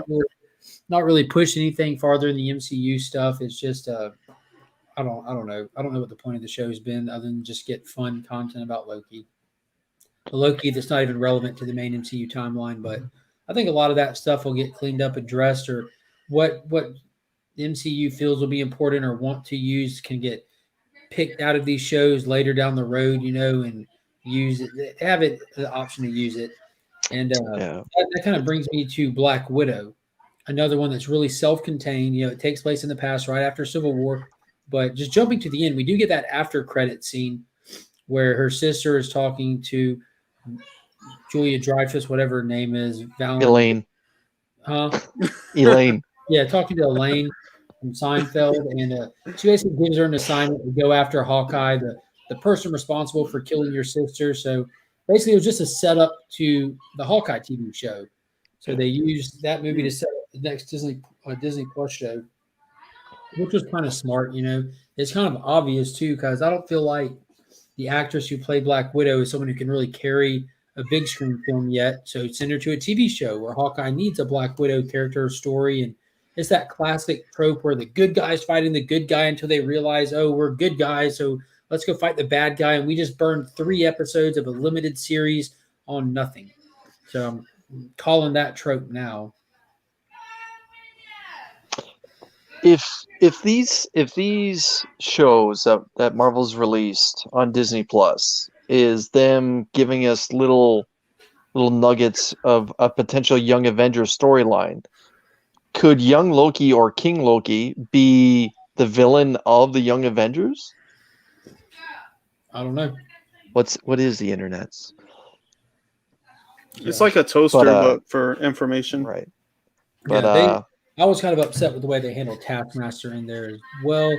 I was excited, hyped from the trailers, expecting there to be a lot more of Taskmaster to be like a formidable part of the film, but Taskmaster was really just a weapon more than a character in this. Didn't have one speaking role. There was a couple cool action scenes, but the movie overall, the action that was in it was really good. Other than Taskmaster's armored transport that moved at like it broke all laws of physics the way that vehicle moved and turned. It was noticeably they don't. Cougars don't handle like no those tanks don't handle no. The first time they don't handle like that. They don't go that fast either. It looked like a cartoon the first time it popped in and did the little tail Yeah. whip. You know, like what? Whoa! Yeah. And they wouldn't clear traffic Well, like bad villains are like the an icebreaker MCU's going through the MO. Arctic. Yeah. I don't know another shop. I use my comic shop a lot because they're very reasonable prices on there. You'll find some stuff that's in the marked yellow that are consignment items. Stay away from those. Those are always marked really high, and they even charge you a premium on them after already jacking up the price on them. But a lot of their books are at decent prices. I wouldn't necessarily go key shopping in there though. You definitely want to price check around on that. Let's just call it what it is. It's a movie a la Wonder Woman. It's just it's a girl power kind of movie. Not that that's a bad thing. I'm not that kind of guy that thinks that women should not be in the lead, but this is a girl power movie. All the main characters are women. The only male character that's in it is actually just the punchline of the film, let's be honest. And Yeah, it was he's a an little bit of a idiot. waste. How do you It was a think that? and it was a little bit of a waste of a somewhat decent character that they could have used in different ways. We could actually got to see his power and what it would look like up against. So, Yeah, they've yeah, burned a lot of Captain America bad guys here recently, yeah, haven't they? but With yeah. Red Guardian, with Batroc, they kind of burned through some Captain America bad guys. Hmm.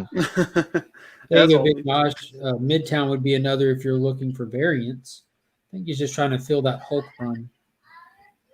But yeah, overall, I enjoyed Black Widow. It was nice to have something rather than nothing, and to get the timing of it, I think is perfect for something that isn't like playing into the overall pushing the needle forward. You know, like if you would have released this in the middle of like the heyday of everything MCU, which we were definitely past, it would have flopped bad. But I think even with the mixed reviews, it's getting it still the best that it will ever have gotten.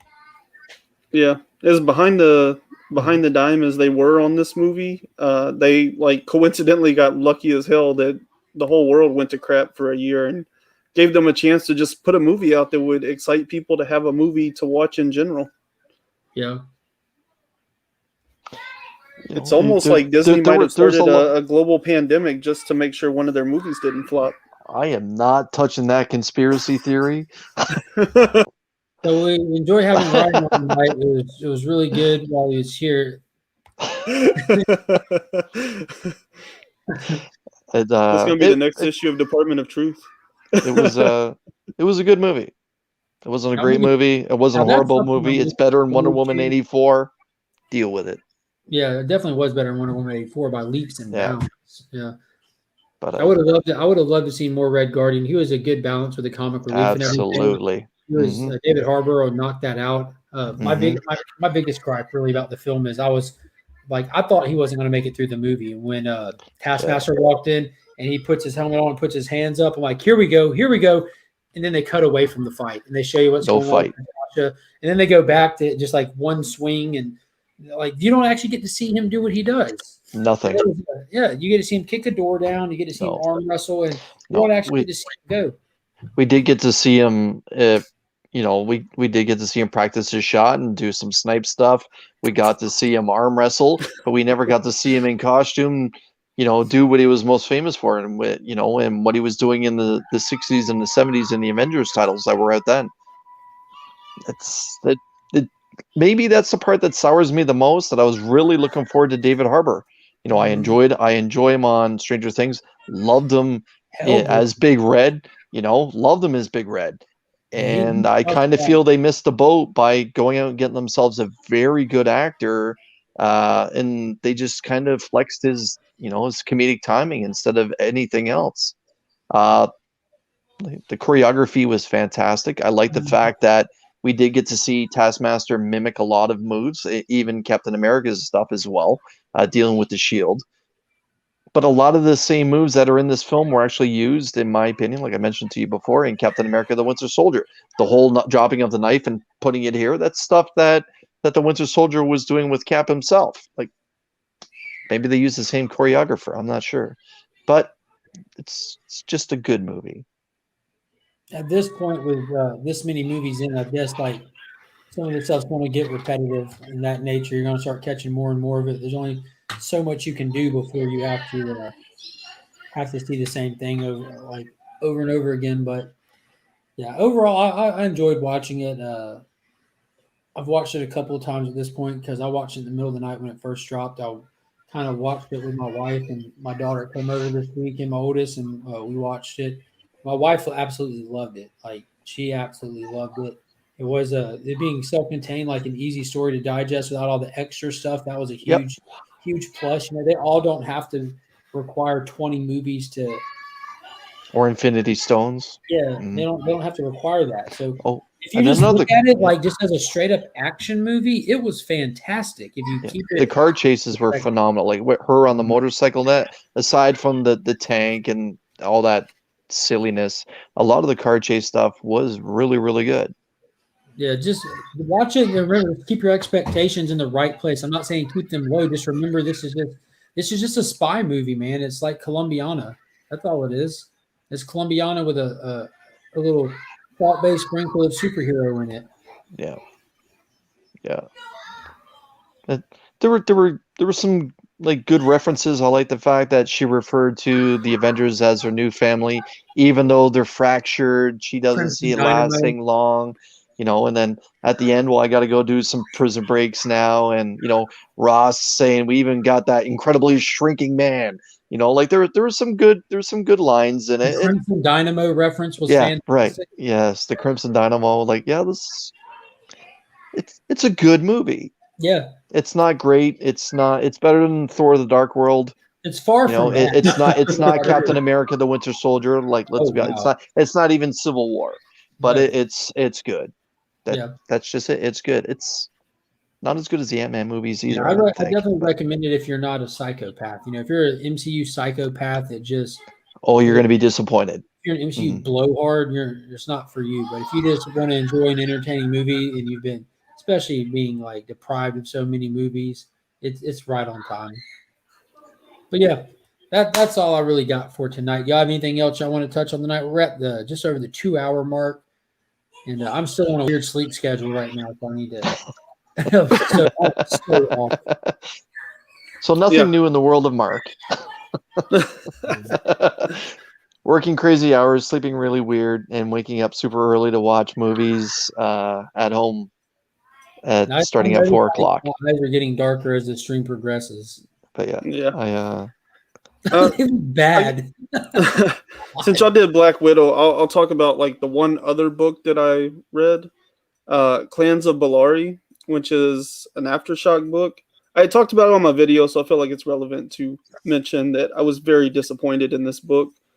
It has like a very classic sci-fi type of cover to it, and so I was like, okay, I'm in, and then the synopsis basically listed the rules of this galaxy that were definitely like total surface level, and the Aftershocks like, we're excited to welcome the Blackie brothers to Aftershock and stuff, like they're classic creators or something. I don't know who they are, but I was like, all right, I'm in. This is in my wheelhouse. And it was so basic and so boring. I can't believe it took 2 people to come up with this. Like 2 heads are better than one. Oh my god, it has 2 writers on it, and it was like half a writer worth of writing. Like it was so basic, it was so boring. They put a bunch of stuff in there that just like, I don't know, it's so boring. So I mentioned it in my video, so I just wanted to say I did read it. I haven't talked about it a lot this week because it was that boring. So skip Clinton. In fact, when I went to the shop on, when did I go? Friday or Saturday, I went down to the shop and they had like, I swear, like 10 copies on the shelf, and everything else you could tell had been picked through from New Comic Book Day. So seems like people kind of writing out on it. So yeah, so that was a disappointment. But I'm glad somebody agrees with me. I don't have a lot of those. What do y'all got coming up on your channels? Content? Yes. Content. Awesome. So everyone who's watching, be sure, if you haven't already, sub up to the Comic Bed and the Cosmic Campfire, because coming up soon on their channels is content. We have a torpedo box, Mystery from Box Comic Monday. Bed. Yeah, all kinds of stuff. And I'll have an interview up on Tuesday. I think it was a really good interview. So tomorrow I actually have a convention video from where I went to the Augusta Toy and Comic Show 2 weeks ago. So I'll go over some pictures and stuff. I didn't go too crazy on it. I got a little video clip in there of my favorite moment from the whole thing, and go over what I picked up. And then the rest of the pre-recorded videos for the week are just AOKs that I received. One from the White Shadow himself, Mr. Chip Getler, as well as E-Man from the Sealess Villains podcast. They both sent me some stuff this week, as well as sent the family some stuff. So it was really, really cool. So those are coming up this week. So yeah. Oh yeah, that's right. The Promiscuous Time Traveler has an interview with The Rock coming up. So if everyone is not subscribed, Can't wait for it. Can't wait for it. Yeah, this Bring is it on. Yeah. I hope it's a full-length, hour-long video. Yeah. Just hard-hitting questions. Those who didn't catch it Hard-hitting. on the 6.5 hour long live stream I did Friday morning after I stayed up all night and live streamed Black Widow reaction. The Promiscuous Time Travel hung out for a long time on there. It was awesome getting to talk to him and everything. He was telling us about how he loves the comic community. He's working on creating his own comic, as well as he likes to make content kind of parodying stuff. So it's going to have a legitimate interview with a Rock. So With it's The going to be not The Rock, a Rock. The Rock. Yeah, The Rock, but not the The Rock, Dwayne. all lowercase. Yeah, no capitals. That's it. How do I speak? So in he's lowercase? interviewing The Rock, like The Rock over there on the ground. The Rock. Yeah. Well, different ground. This is an American Rock. Well, You then gotta it's rock obviously it going to be just a short interview. We're not going to get that full-length one after all. Yeah, No, yeah. it just won't be frozen. That's all. All right, everybody. So, No. Not as polite. Yeah. Yeah. It's going to breathe like shorten words from you all to y'all. Y'all. Yeah. So I Florence, appreciate y'all. everybody who came in tonight and hung out and talked with us. Thank you, Ryan. Thank you, Chris, for coming on and BSing with me for a couple hours. I enjoyed it. And like I said, everyone go sub these guys up if you haven't already. If you haven't subbed up this channel, please consider doing it. Got all kinds of milestones hitting all back to back here and looking forward to celebrating them. And thank you to everyone who has supported the channel this far. Like I said, I passed that 4,000 watch hour milestone, which is one of two of the big hurdles to accomplish on YouTube. So I'm really excited about that. And I cannot thank all of y'all enough, as well as Chris and Ryan for helping me get there. Y'all are a major part of this channel. I really, really appreciate it, guys. And everybody, good night. As always, I'm Mark, but we are Legion.